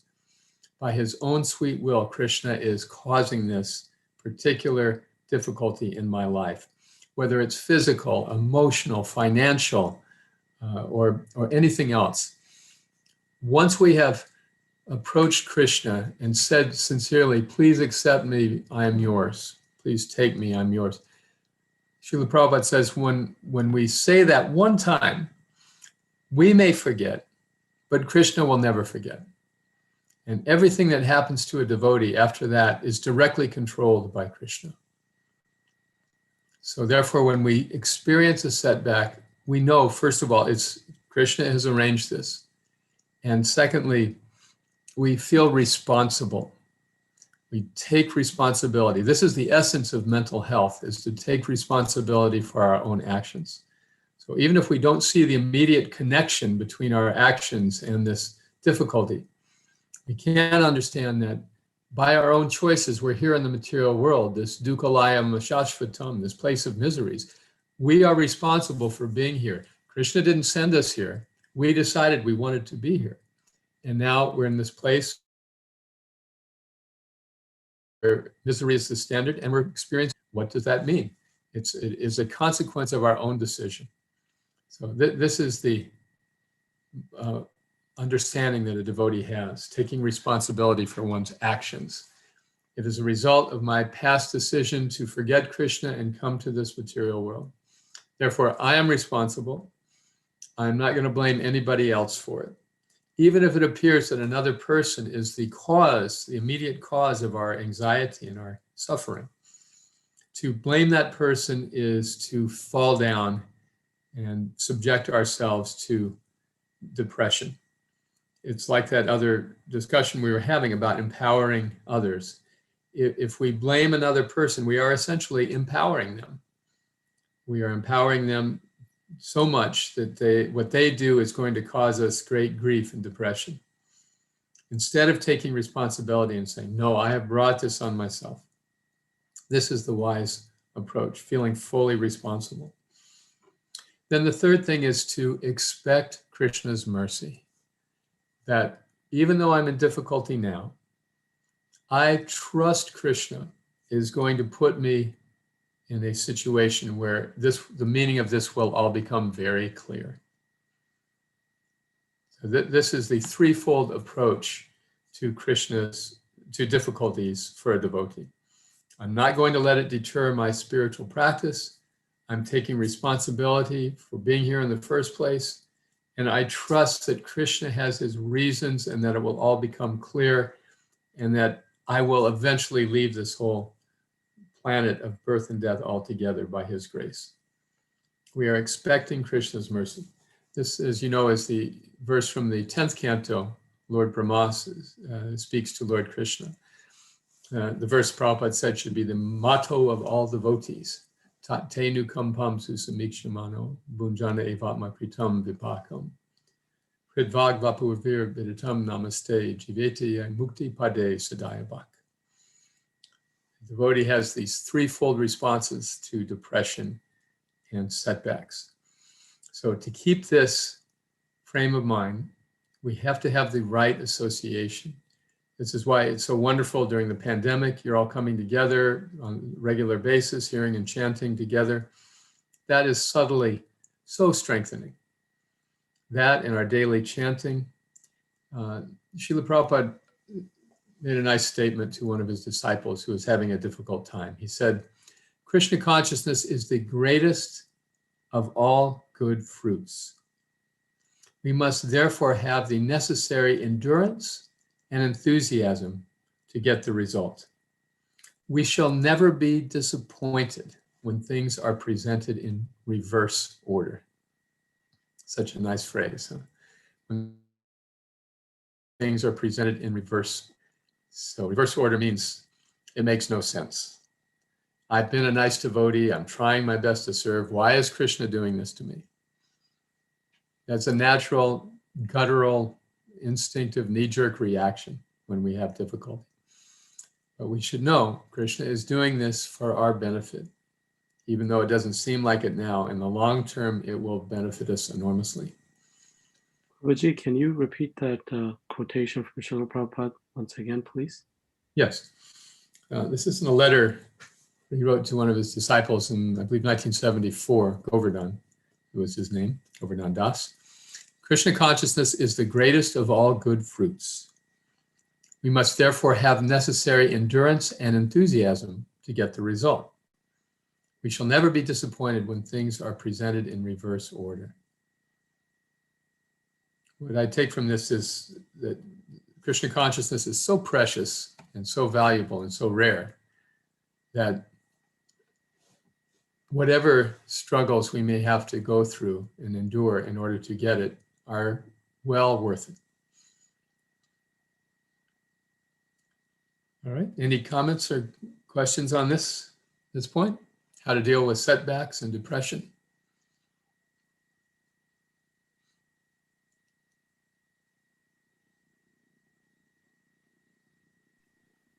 Sound of silence. In addition to this, I think the association of the devotees is also very important during those periods of Absolutely. trouble, right?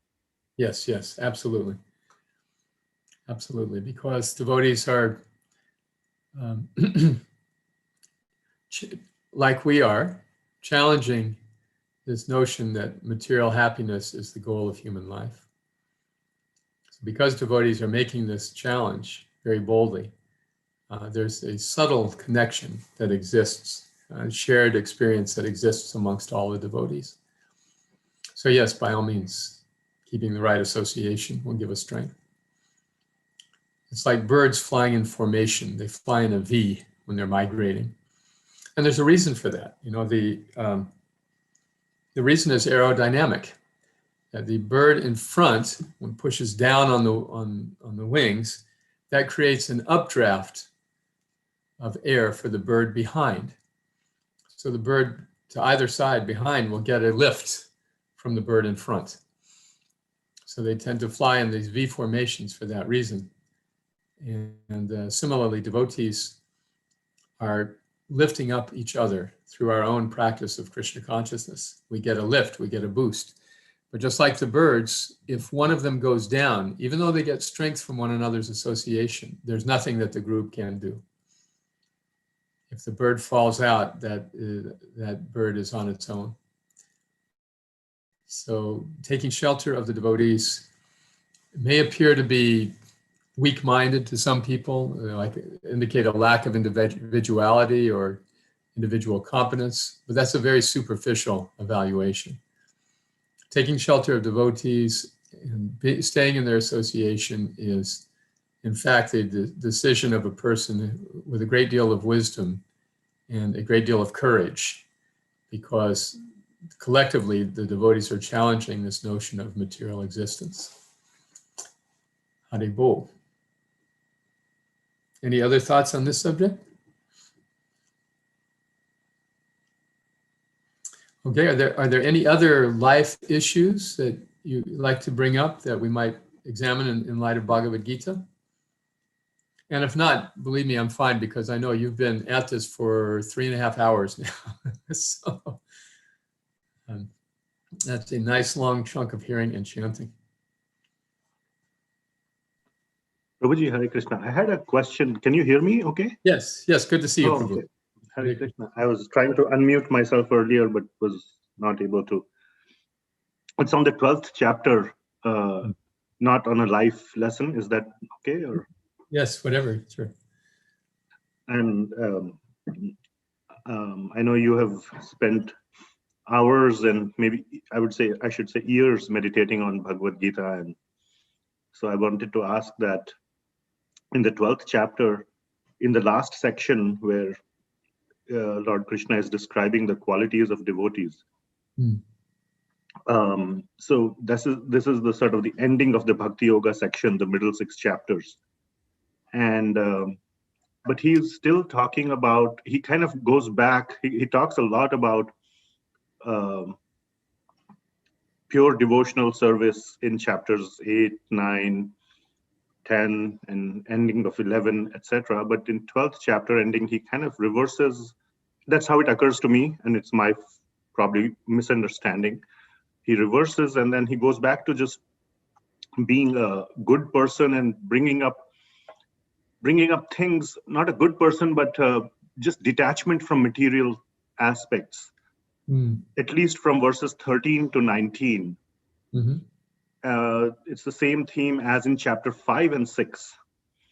looking at stones and gold or pebbles and gold as the same, etc. Only in the last verse, 20, he says that mat paraha, and then he says ativa me priya. So he says that such a devotee is very, very dear to me. He adds that word ativa. So, but the previous 6 verses from 13 to 19, could you please share your realizations on the essence of those verses? And in the light of like, why not did Krishna talk very deeply about devotional service or being completely attached to him and in the mood of Shuddha Bhakti rather than detachment from material things? It's very much in keeping with the verse we find in the Srimad Bhagavatam, Yasyasti Bhaktir Bhagavatya Kinchana, Sarvaya Gunar Tatra Samasati. By pursuing devotional service, all the good qualities become manifest in the devotee. So Krishna is describing these as symptoms, the qualities of the devotees manifest through devotional service. There is no verse there that I recall where Krishna is saying one should aspire for these things. Rather, he talks about how the best thing is to think of him unreservedly. If you can't do that, follow the rules and regulations. And then he's even giving other options. But the point is that he has glorified devotional service directly already. And now he's just expressing how the good qualities manifest. You remember in the Rupa Goswami's description of devotional service, Adao Shraddha, Sadhu Sangha Bhajana Kriya. Right? So in the beginning of spiritual life, we have a little faith, which leads us to association of devotees, which leads us to performing sadhana bhakti, which then leads us to anartha nivritti, the removal of unwanted things, and conversely, the appearance of good qualities. So it is that appearance of good qualities that Krishna is describing in those verses. This is the anartha nivritti, how all the good qualities become manifest. And after that stage is nishta, unshakable faith.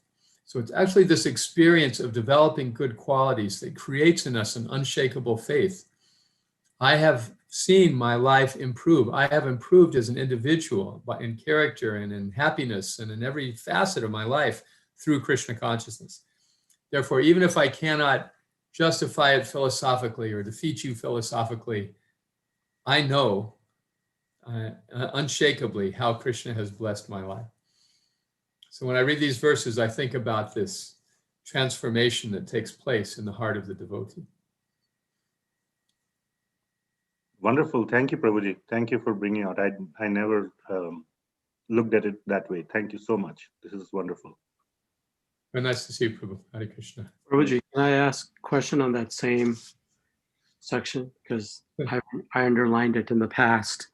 And I was trying to figure out where Srila Prabhupada actually is the same last verse, chapter 12, verse 20. And Srila Prabhupada says, and you've already discussed the verse itself, so I'm not asking specifically about that verse, but he says, in other words, in this chapter, it is decided. He says decided. He doesn't say described. Srila Prabhupada's use of words, what I've seen, is very precise. It is decided that through good association, one develops attachment for pure devotional service, accepts the bona fide spiritual master, begins to hear and chant, like the path that you've described, the Adao Shraddha. But I was wondering, where is it in this chapter where it's actually decided that good association is necessary for pure devotional service?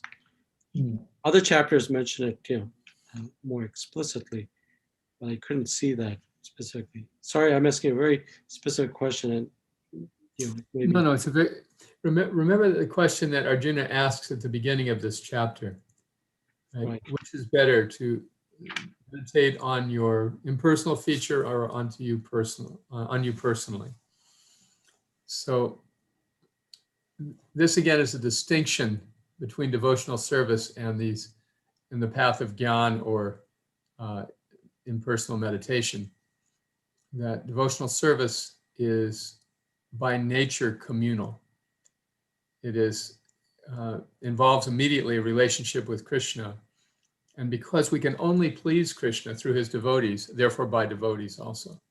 So the implication is there that devotional service means a communal activity, not just wrapped up in one's own liberation and gazing at one's navel and thinking about one's own spiritual experiences, but rather becoming part of a community of Vaishnavas.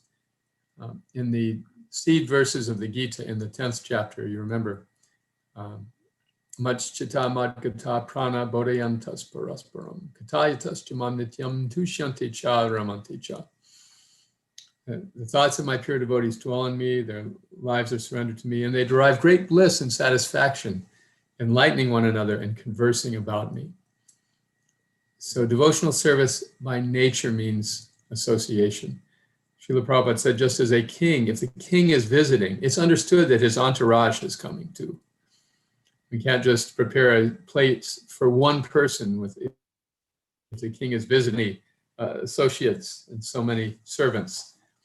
So similarly, if we bring Krishna into our lives, immediately there's devotees. Therefore, devotional service, this question at the beginning of the 12th chapter is referred to by that phrase of Srila Prabhupada that I understand. It is decided. Okay, so inherent within yes practice of just by saying devotional service. Yes, you know, it's like when the gopis heard Krishna's flute, they all went running, right? And what were they thinking while they were running? I want to be the first one to get to Krishna. I want Krishna. I'll get there first, and then I'll have Krishna all to myself. But when they came, there were so many other gopis. and Krishna tried to send them back. They wouldn't go. So then he said, all right. And they went together into the night. Then the gopis began feeling how we're the most fortunate. And then Krishna disappeared. So it goes on through the evening. They're trying to find Krishna, mad with separation from Krishna. Finally, he comes back to them. And then after some conversation, they begin the rasa dance. And in the rasa dance, what does each gopi experience? I have Krishna all to myself. So when they acted as a group, then their desire was fulfilled. When they were acting on their own, then they did not get what they wanted. You see? Understood. Yes. It's nice. Yeah, I mean, you see Arjun's compassionate nature in the first verse, because he's just gone through seeing, the quote unquote ghastly feature, first of the universal form, and so much relishing the personal form to whom he has had so much personal relationship. For him to out of the blue say, what do you think's better? Engage in your devotional service or the unmanifested impersonal feature? It's like the Bharata Rupa being like the ultimate and the impersonal feature. And Srila Prabhupada so nicely points out that Arjun's asking this for the benefit of everybody else, maybe who's not in that same position of Arjun, of having that intimate association with Lord Krishna. Yeah. Yes. I'm just amazed that Arjun is on a battlefield and hearing, 700 odd verses, and he can, clearly he's powerful, etc., but his intelligence is amazing. Yes. We read it, and hear it for like 1 hour, and we're like going in circles, and he hears it, and he's following these intricate instructions by Krishna in spite of like tremendous personal disaster. You hear about Ashtanga Yoga while you're looking at Bhishma Dev. What an amazing, compassionate, intelligent associate of the Lord is he. It is. All glories to him. Jai. Thank you. Would anybody else like to? Prabhuji's had a long day already, but does anybody else have? It's not often we get association with Kalakantha Prabhuji. Anybody else have a question or a comment? We'll conclude tomorrow, huh? Yes. Last 6 chapters. Yes. Okay. His Grace Same time, same channel. Yes. His Grace Kalakantha Prabhu Ji ki jai. Shivancha Kalpatru Kato Sindhavi Eva Patita Ram Pavane Bhyo Vaishnava. Vaishnava Bhyo Namo Namo. Take care, Prabhuji. Prabhupada ki jai.